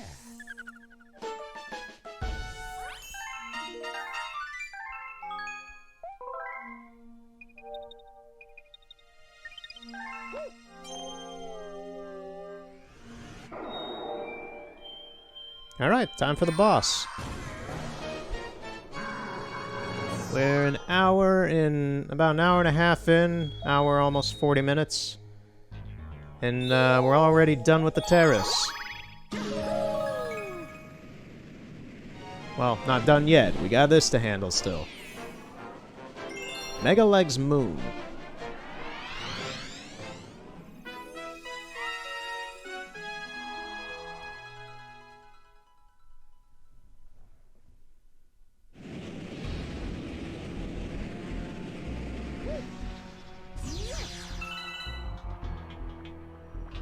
Alright, I'm gonna need to get bullet bills to hit these.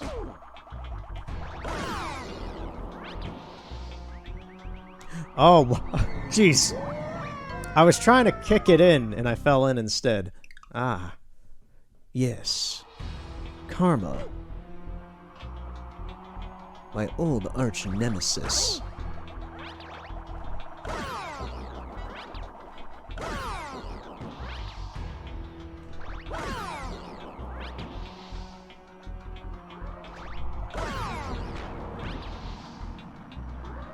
Is there any more? There's one more up here. I just want my paths to be clear. So I can get any of these. Alright, chase me!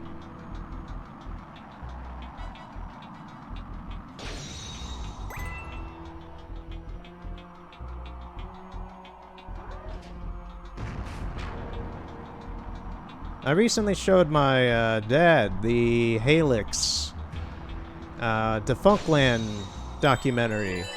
I had seen it before, but I thought he may appreciate it since he was alive in those times, and he knew nothing of it at all. But he really liked it. He thought the band was pretty cool. But yeah, he was a little disappointed to find out how it all ended. With Laura and them all splitting up and everything, and nothing happening with the record label and all that. It's a mellow, bittersweet story. That's how things are sometimes. Not everything's a success.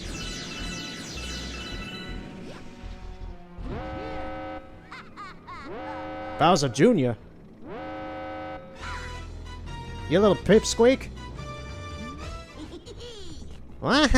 You made it. But I won't even need my dad's help to take care of you. Go at him, Mega Legs. Stomp him with the power of your Grand Star. Get back here! Don't run away, you little...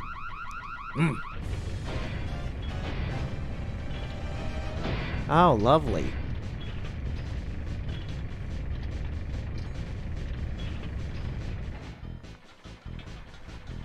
This thing looks like it belongs in the movie 9 from, I think it was Tim Burton?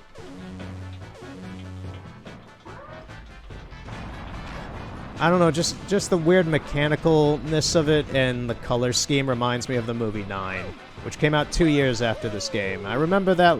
I like that movie. I haven't seen it in a decade, but I do remember the marketing campaign of 9909 a lot.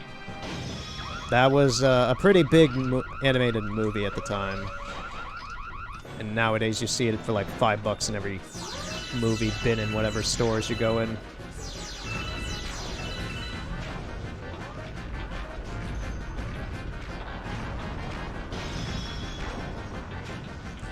Alright, can we get one? Follow me. What do we get? Do we have two? Do we have some? No, they killed each other. God damn it. Come on, guys. Are you trying to hit me? Or not? Like, gee, look at this! What is this stupidity? Oh, God. I hate this. Come on, guys. Try to get into this. Okay. Do it. Yes!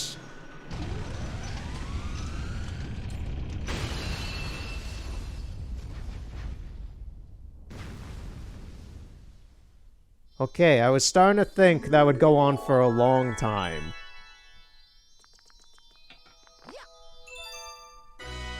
And there we go.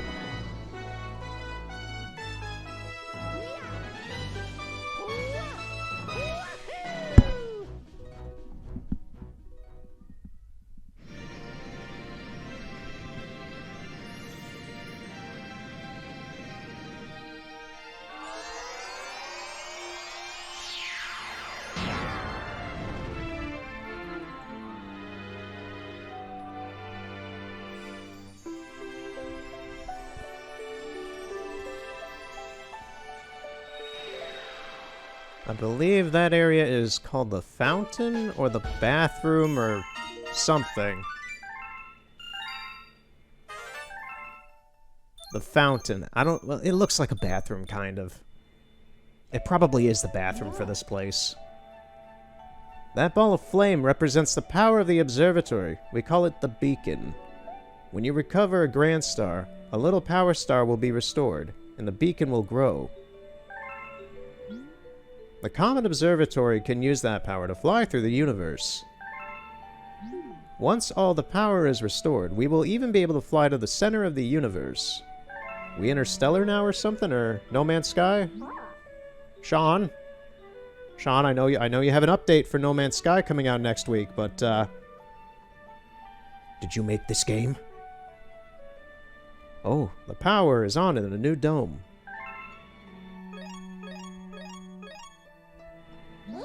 The newly opened dome is called the Fountain. It's really quite relaxing. By the way, have you looked at the map? It contains information about the galaxies as well as domes. If you forget the location of a dome, don't hesitate to speak with me.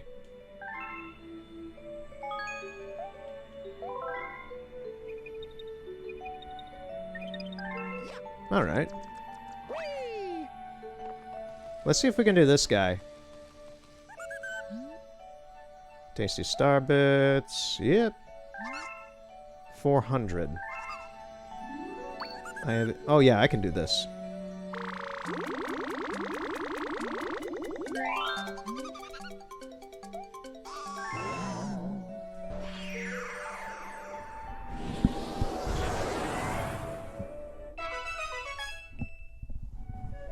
Had to adjust my headset. Ah, there we go. Much more comfortable. The sweet, sweet galaxy.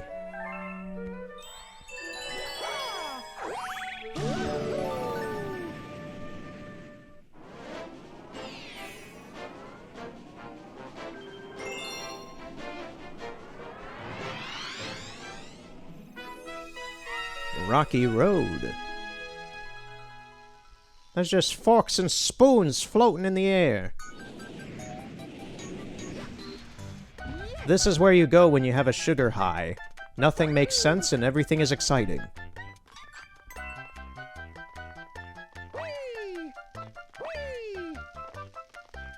Do not want to long jump into that. Oh! God damn it! Oh, I was trying to weave it right into that middle area where I could stand, but I failed. I failed horribly.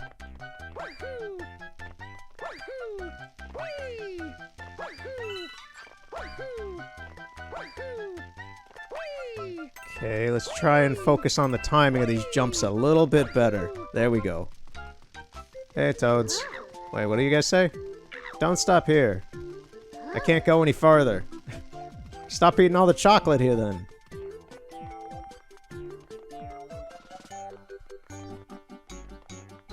Do not want a long jump in this area. I have no idea what this pattern is on the ground.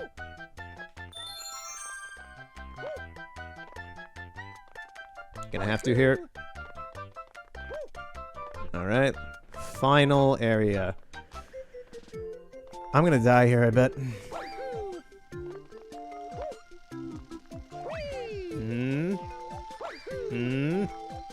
Oh, oh! Okay, okay, I authentically got very scared. Okay, is that it? What was that? Toad? What'd you say? Okay, whatever, mate. Oh, there's, more starbits out here.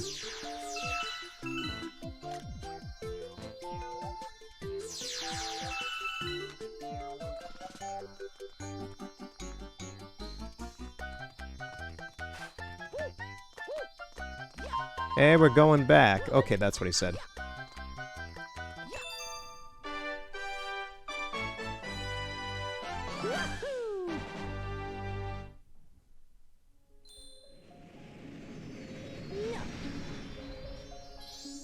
Oh, yeah.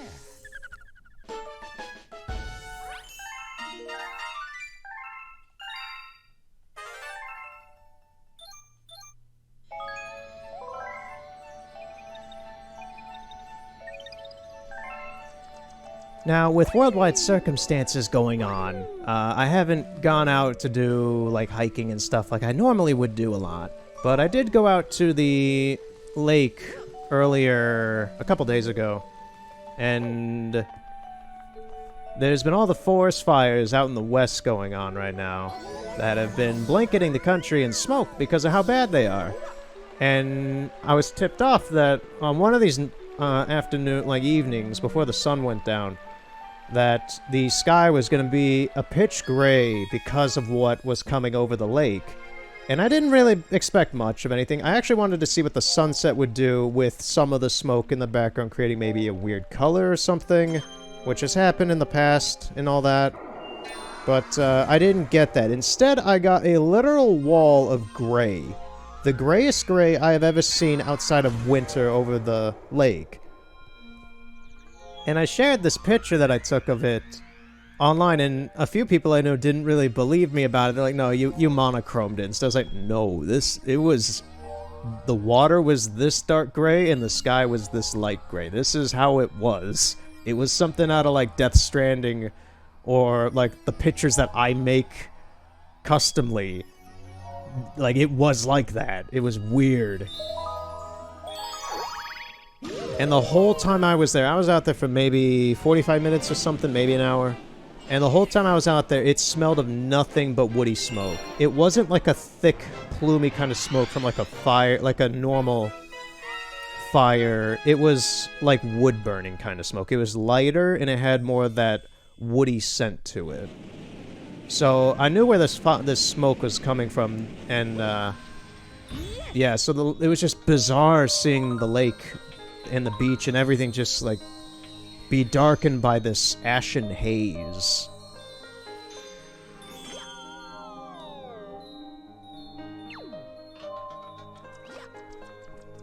It was very unnatural. It was very surreal.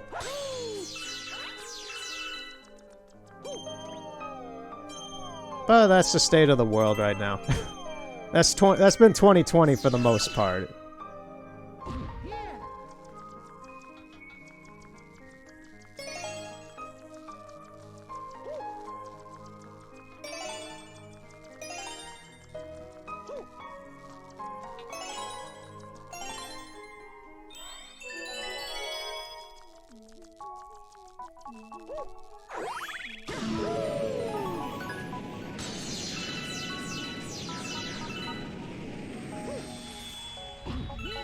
Oh boy, Captain Olimar's ship.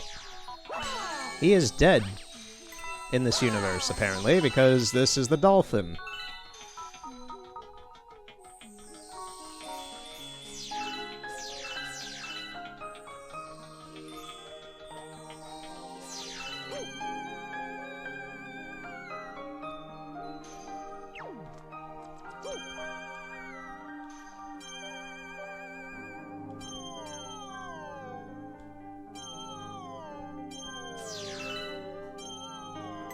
Okay, using these is a little bit weirder with the Pro Controller. Just because, like, I'm clicking some of these ahead, and they don't exactly register on time, but it works. Oh, come on.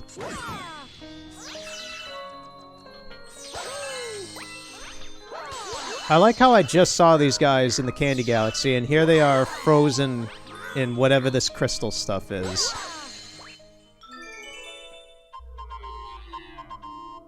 Where were you? Why weren't you helping your buds? Toad, please. Da-da-da-da, Mr. Mario! As the brave captain of the Toad Brigade, I've already discovered a shortcut to the Power Star. Brave captain, huh? You didn't want to help your friends who were suffocating in crystals, huh? Take the Sling Star at the top of the Star Shroom. Sure, but you owe me. I saved your boys. Well, I guess this is what you're giving me as a reward for that. Never mind. This level killed me so many times as a kid. I would always fall.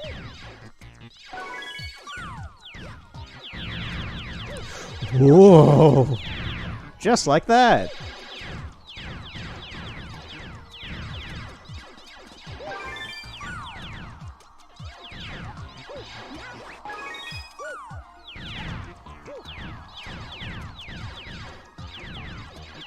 Need one more.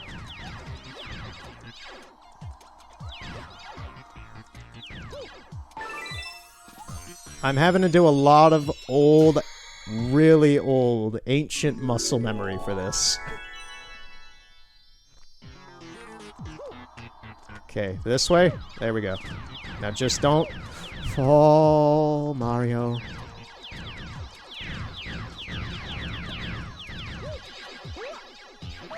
Okay, I can relax.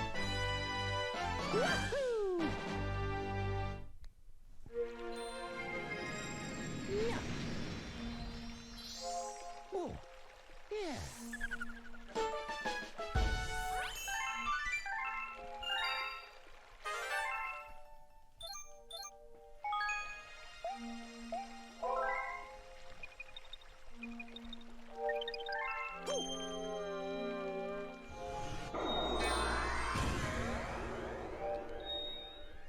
There's Battle Rock. Rolling Green's gonna be fun. I can already expect that to be pretty fun. Well, who knows? Maybe the gyro control handles better. The Mana Ray thing handled pretty well with the gyro controls, so who knows?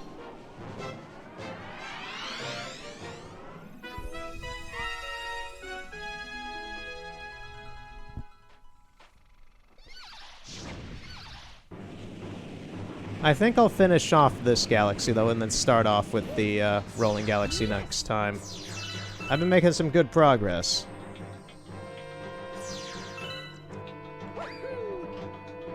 What's up, Toad? Mario, my brigade boarded the enemy fleet and none have returned. They're dead. As captain, I would go save them myself, but I'm much too busy at the moment, and scared. Yeah, because you're the smart one. Let me go find your boys' carcasses. Probably being eaten by these Goombas.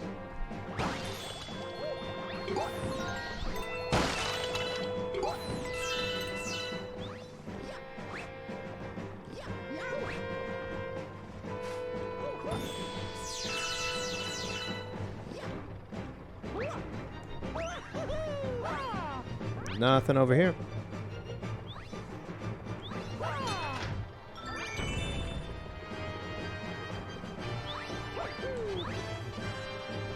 Mario, thank you. He was doing his own thing for a second.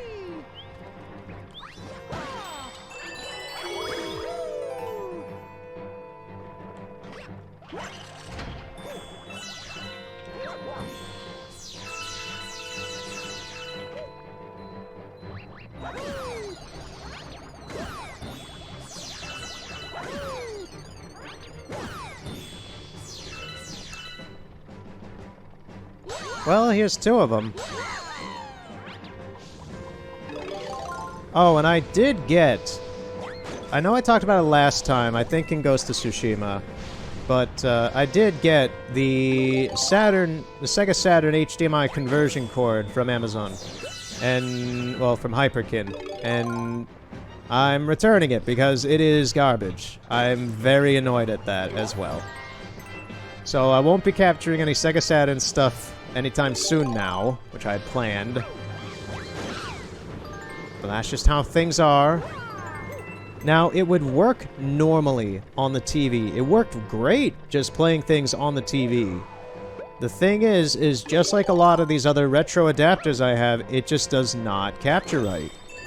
When I started using the my capture card, and I don't think it is my capture card because it comes through to the... It has to pass through the card to go to the TV, and the TV's fine.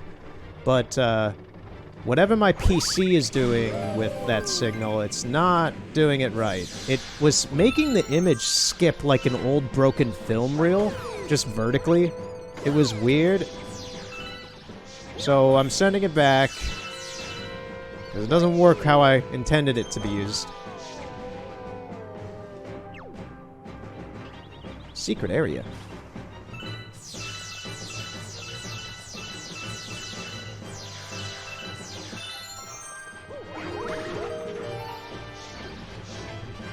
So, no Sega Saturn.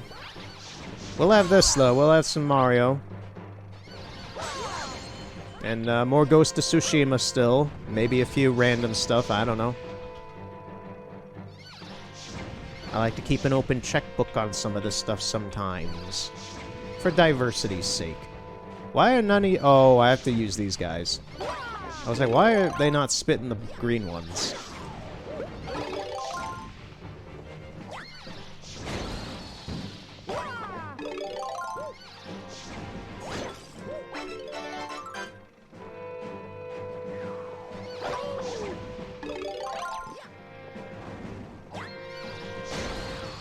Alright.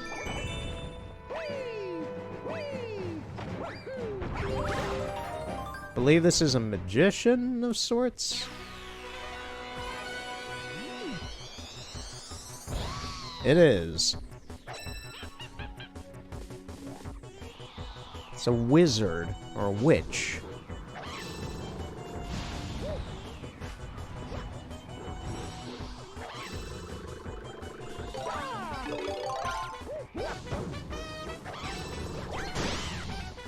Got him.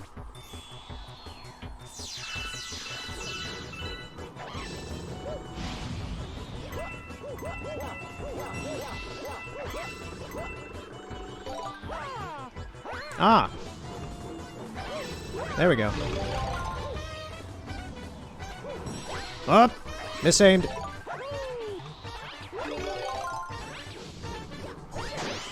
Got him.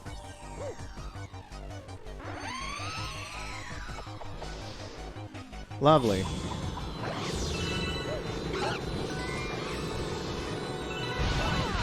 Well, your sidekicks are both dead, so... They didn't really help much.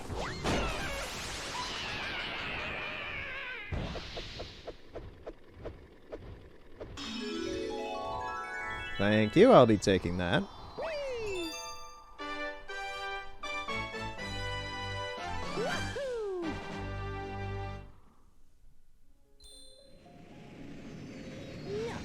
And Rosalina has something to say to me. Oh, yeah.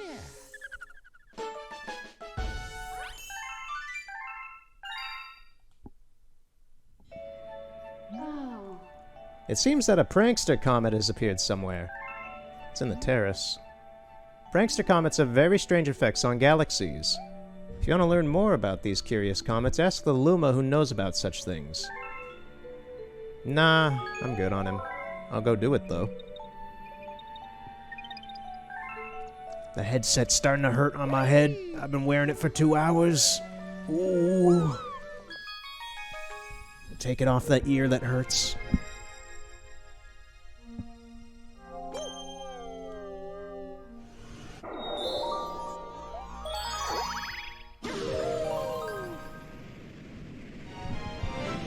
There we go. Speedy Comet in orbit.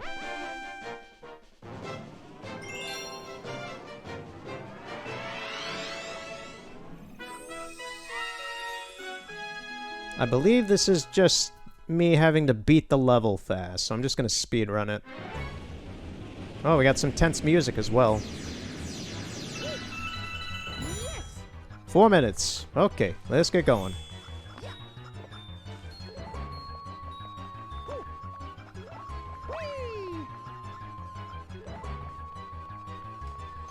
Sorry, Luma, I don't have time for you. Ah, don't have time for you.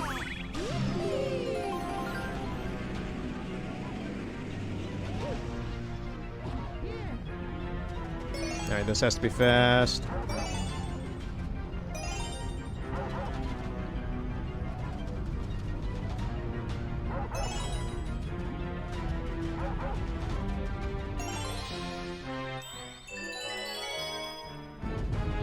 Mario, what are, I'm holding up and he's spinning in circles. This is not time to have a spastic moment, man. We gotta get going. We gotta book it.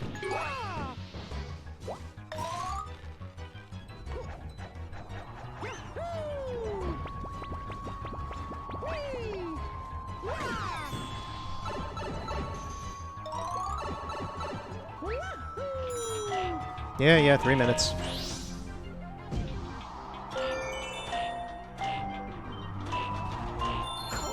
Not good. Not good.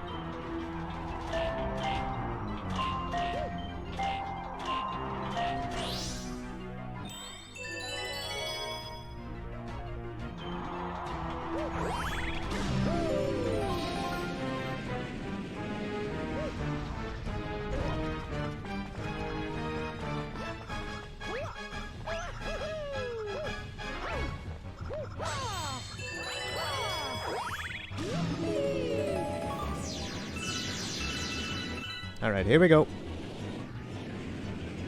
2 minutes to fight the boss. Should be enough. I'm rather quick at this one. Let me at that chestnut.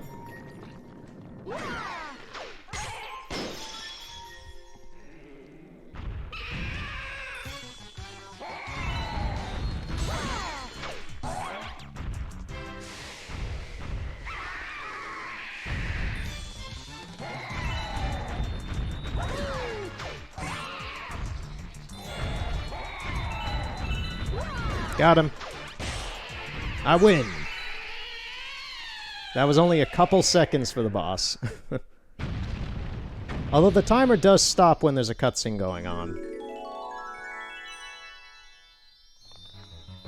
So now I have time to pick up all this.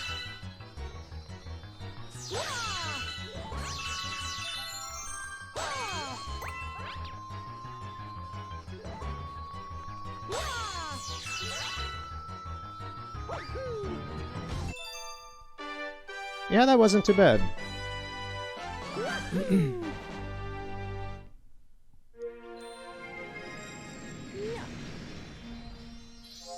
Oh, yeah.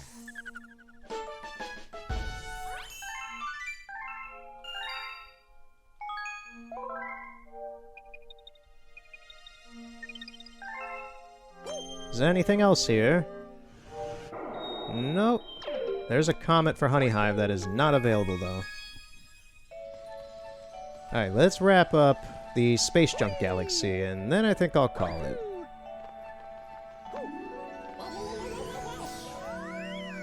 I am having fun with this again. This is, I'm hooked. I am hooked on this again.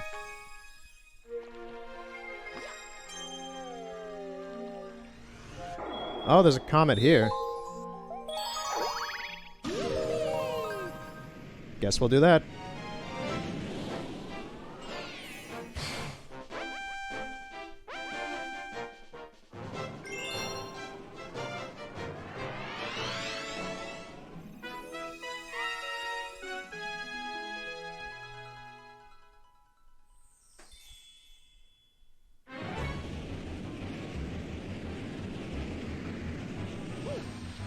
Yes!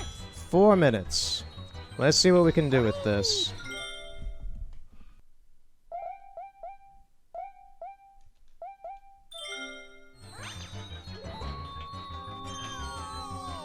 Yeah, one thing I had forgotten about to talk about with the gray skies that I saw at the beach.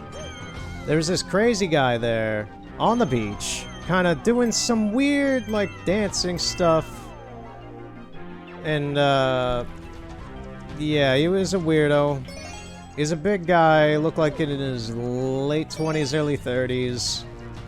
And he was just dancing on the beach, but he was also drawing in the sand, and he seemed to take that very seriously, I guess. Because there would be people who would pass him, and he'd just start yelling at them about how he's drawing in the sand. He's drawing in the sand, man. He's doing art. Yeah, man, that doesn't give you the permission to act like a jackass to everybody. I don't know. He was probably on drugs or something.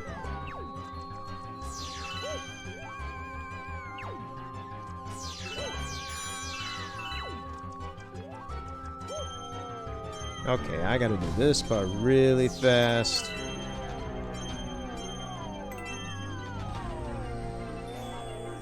Come on, pull me up.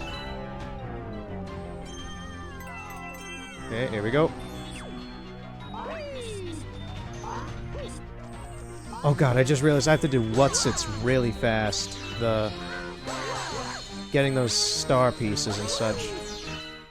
Toad, get down here right now. I need to get up there, man.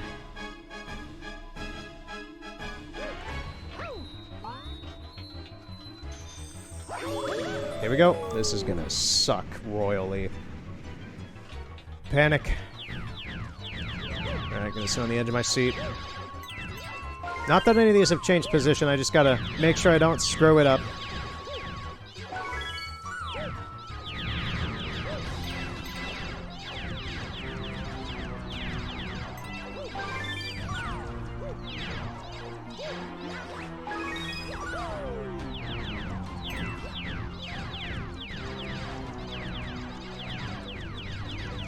Focusing.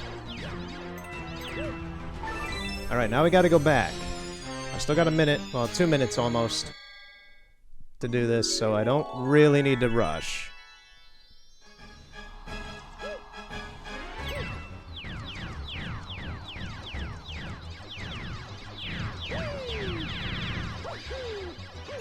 Okay.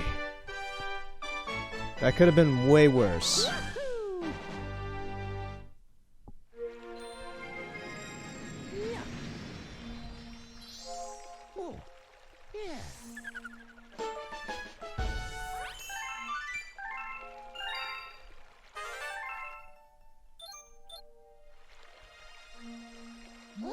Enemy base spotted. Really, I've already unlocked the base for this area.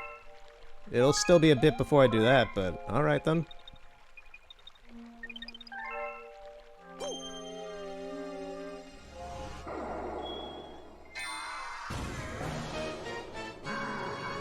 Oh, it's the first Bowser fight. Star Reactor, yeah. How much is this one? Oh, unknown. Okay. So we got Rolling Green, Battle Rock next time. Let's do the last space junk, which I believe is a spider fight? I want to say? I don't really remember the final boss for this area. Tarantox's Tangled Web. That is a mouthful of T's.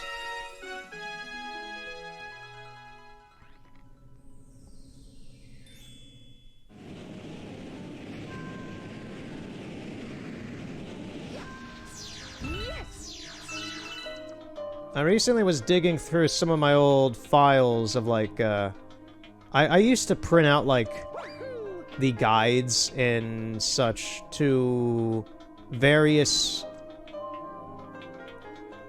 What's the way I need to put this, because I'm wording it wrong. I used to print out guides for, like, how to get certain things in Pokemon Fire Red, Pokemon XD Gale of Darkness, like, just old GameCube, Game Boy Advance documents that I have sitting in a cupboard somewhere. I was looking through some of it, and I actually found my the copy I got from Nintendo of the repair notice for my Wii, which happened, I think, in 2009 or 10. I forget exactly when. It was before Skyward Sword, but it was after Smash Brawl had happened, because Brawl was the reason why I had to send it into Nintendo of America for repairs. it destroyed my Wii.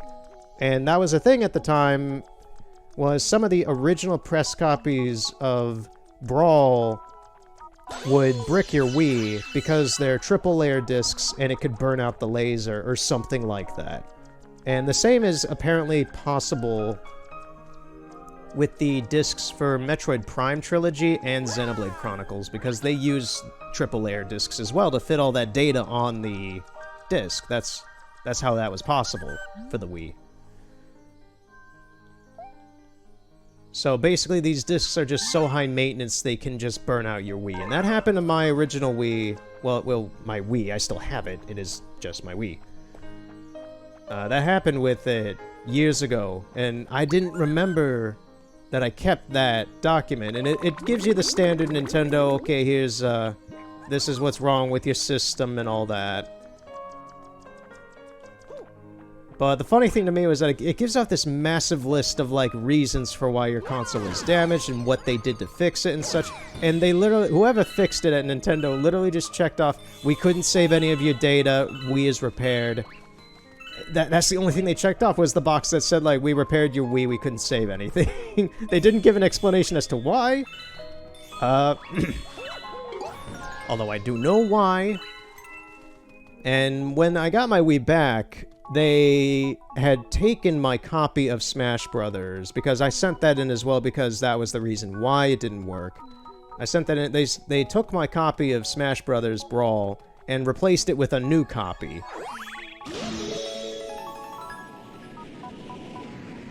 And I only know that they did that because the copy I received back from them had just the generic paper cover on it, like there are differences with some Wii discs in print runs, and my original Smash Brothers had, like, the embezzled kind of GameCube disc style where it's printed onto the disc cover. And you can notice this between first editions and second editions of Sonic Unleashed as well, to my knowledge, where it'll be a paper, just like a normal cover, or kind of like a sticker kind of thing on the disc.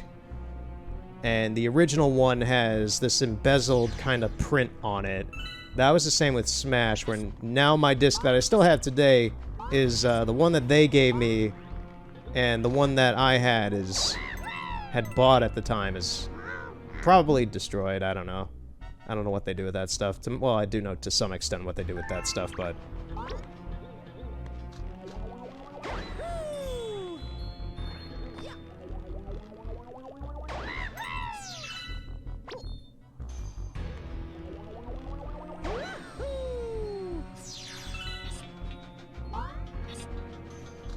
Ooh, I want that.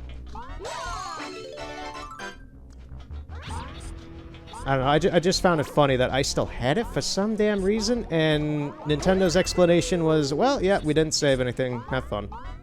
It's very appropriate, in my opinion. They're not willing to admit what's wrong, what their game did to brick my system, but they're willing to just get rid of my data.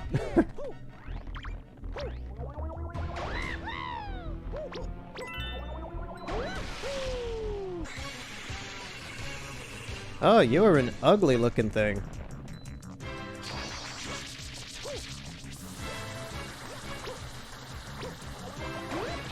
Oh, this is gonna be a fun boss fight with the controls, I can tell.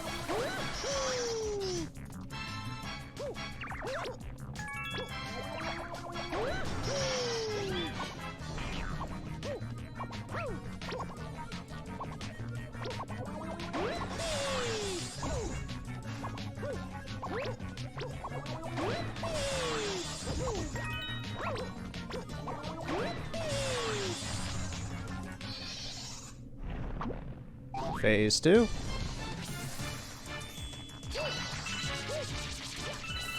Oh, he's even oozier. Ew. Gross.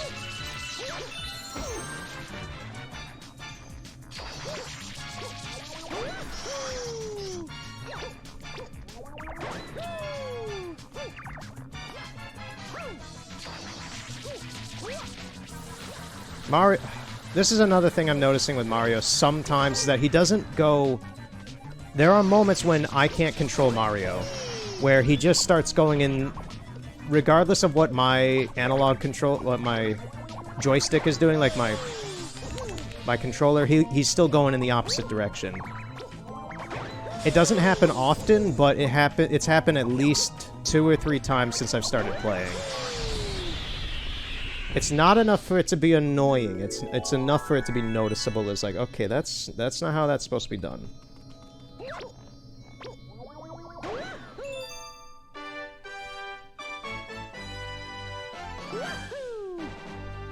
And that's space junk, except wait, there's more. There's still that Luma that I have to feed the star bits to get the secret star for the area. Yeah, Hungry Luma. Oh, that's for outside here, okay. So I still have another one here.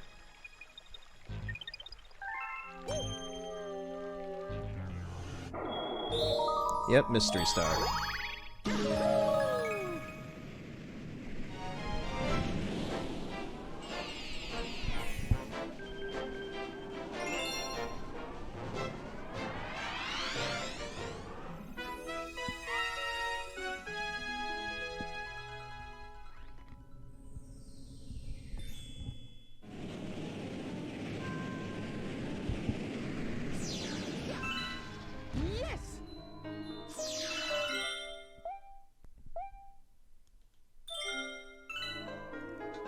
Alright, so we're here to get a bunch of star bits for this thing.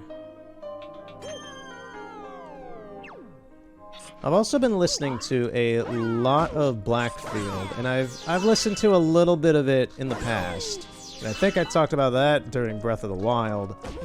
Like, I've never really taken a deep dive, but I've been doing that recently. I've listened to all the albums, and I know that there's a new album coming out. I'll check that out as well when it does. Although, from the promotional artwork, I don't think I'm going to expect a whole lot of it, because it seems like Jeffen has taken complete control of the band. Maybe. And I like his writing, I like his songs. I don't care for his voice a whole lot. He sounds like he's always crying, and that's not my thing. I think Oxygen is his best song, honestly. Just of his solo stuff in the band.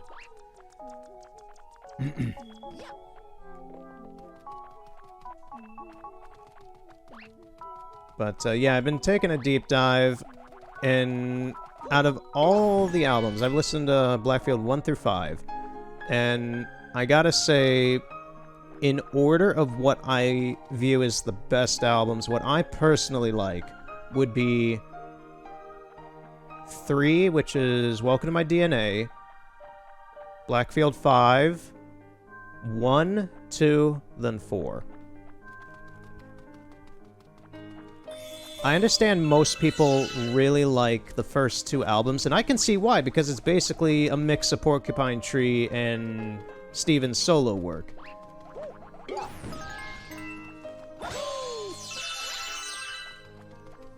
And I was surprised to find out most people don't like 3 and 4. 4 I understand just because it's virtually entirely just Jeffen's pop music stuff, and it's not really even what I'm interested in terms of pop. I like stuff like Phil Collins when it comes to pop, or Michael Jackson, more the pure pop, the normal pop of like the 80s and such, and the 90s, and the early 2000s, I guess, to a degree.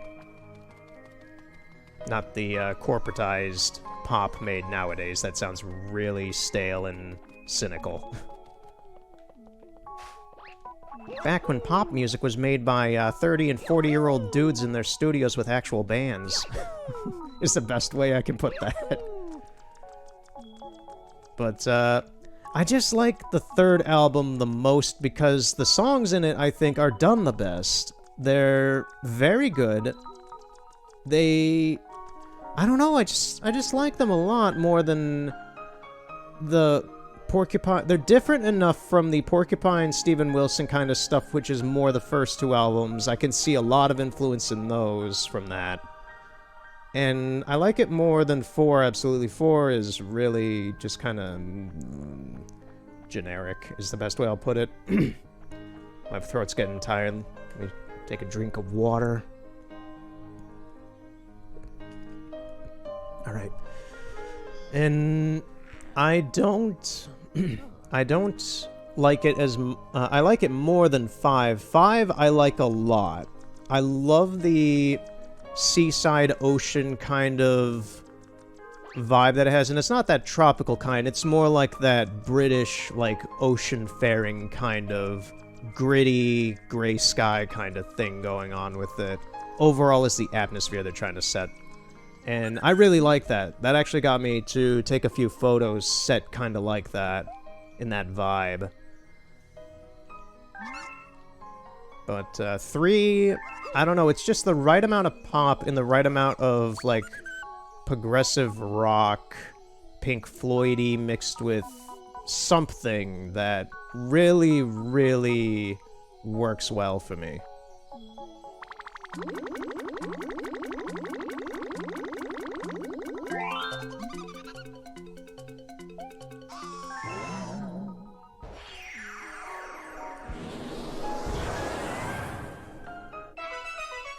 Oh, it's Yoshi.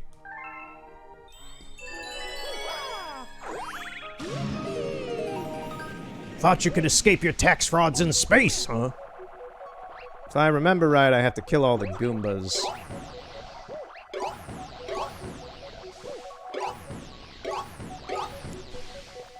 Getting those combos.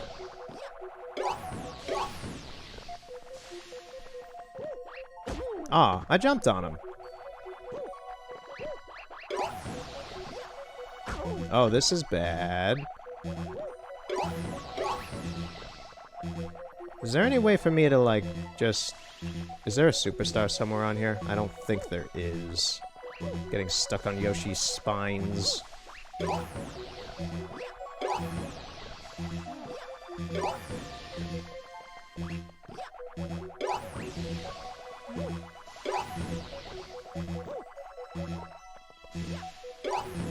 Looks like I do just have to kind of take him out on my own.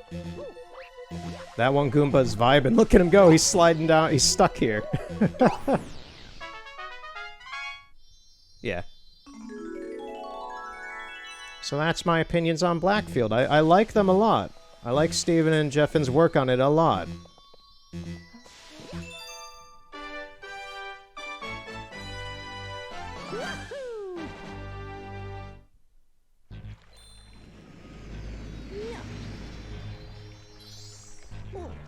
Now, Steven's other side project, No Man, I don't care for much at all. I've listened to all the albums, except for the second one, because I can't really find that anywhere for some reason. But I don't care for the pop that is being done there. It's certainly not my kind. It sounds fine. Well, it does sound fine, it just doesn't interest me. Screw it, we'll do the rolling one. We'll end it off on the rolling one. One more.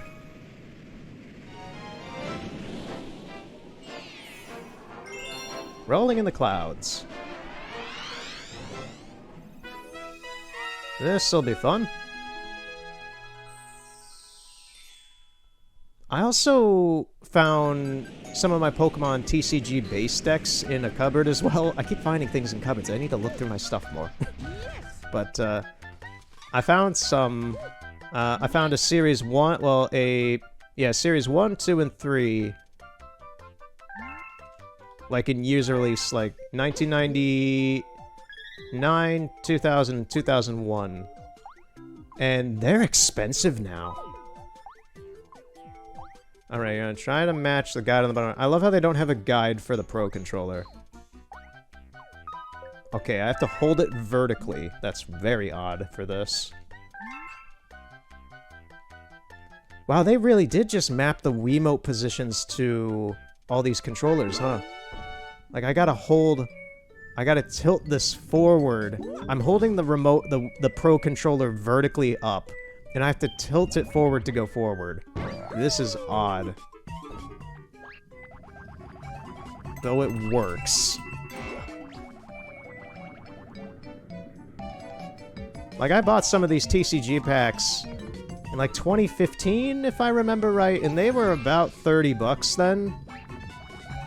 But I looked online at how much some of these cost now, and they're just like, oh, I saved an investment doing that. Thanks, young me, for doing that. because they're like hundreds of dollars now, and I'm just like, jeez, I'm not gonna sell these, I don't care for that, but I'm glad I don't have to pay that much for them now.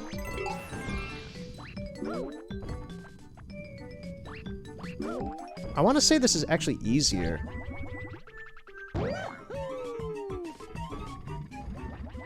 Yeah, this was easier than with the Wiimote.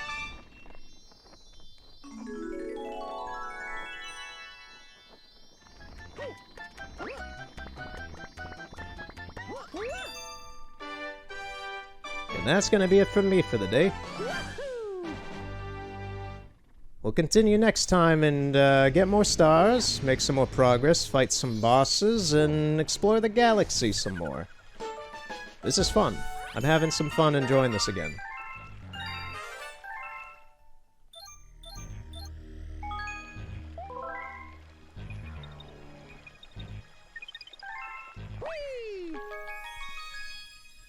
So thanks for watching. How much for this guy? 400. I'll feed you, but I'm not gonna do you.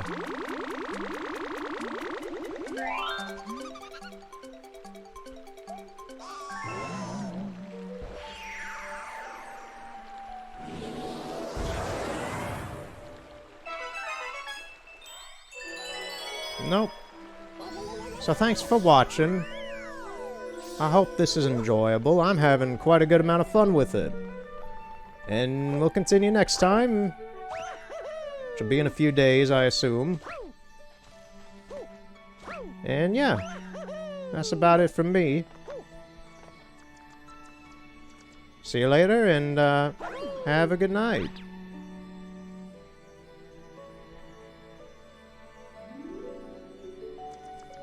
Woohoo!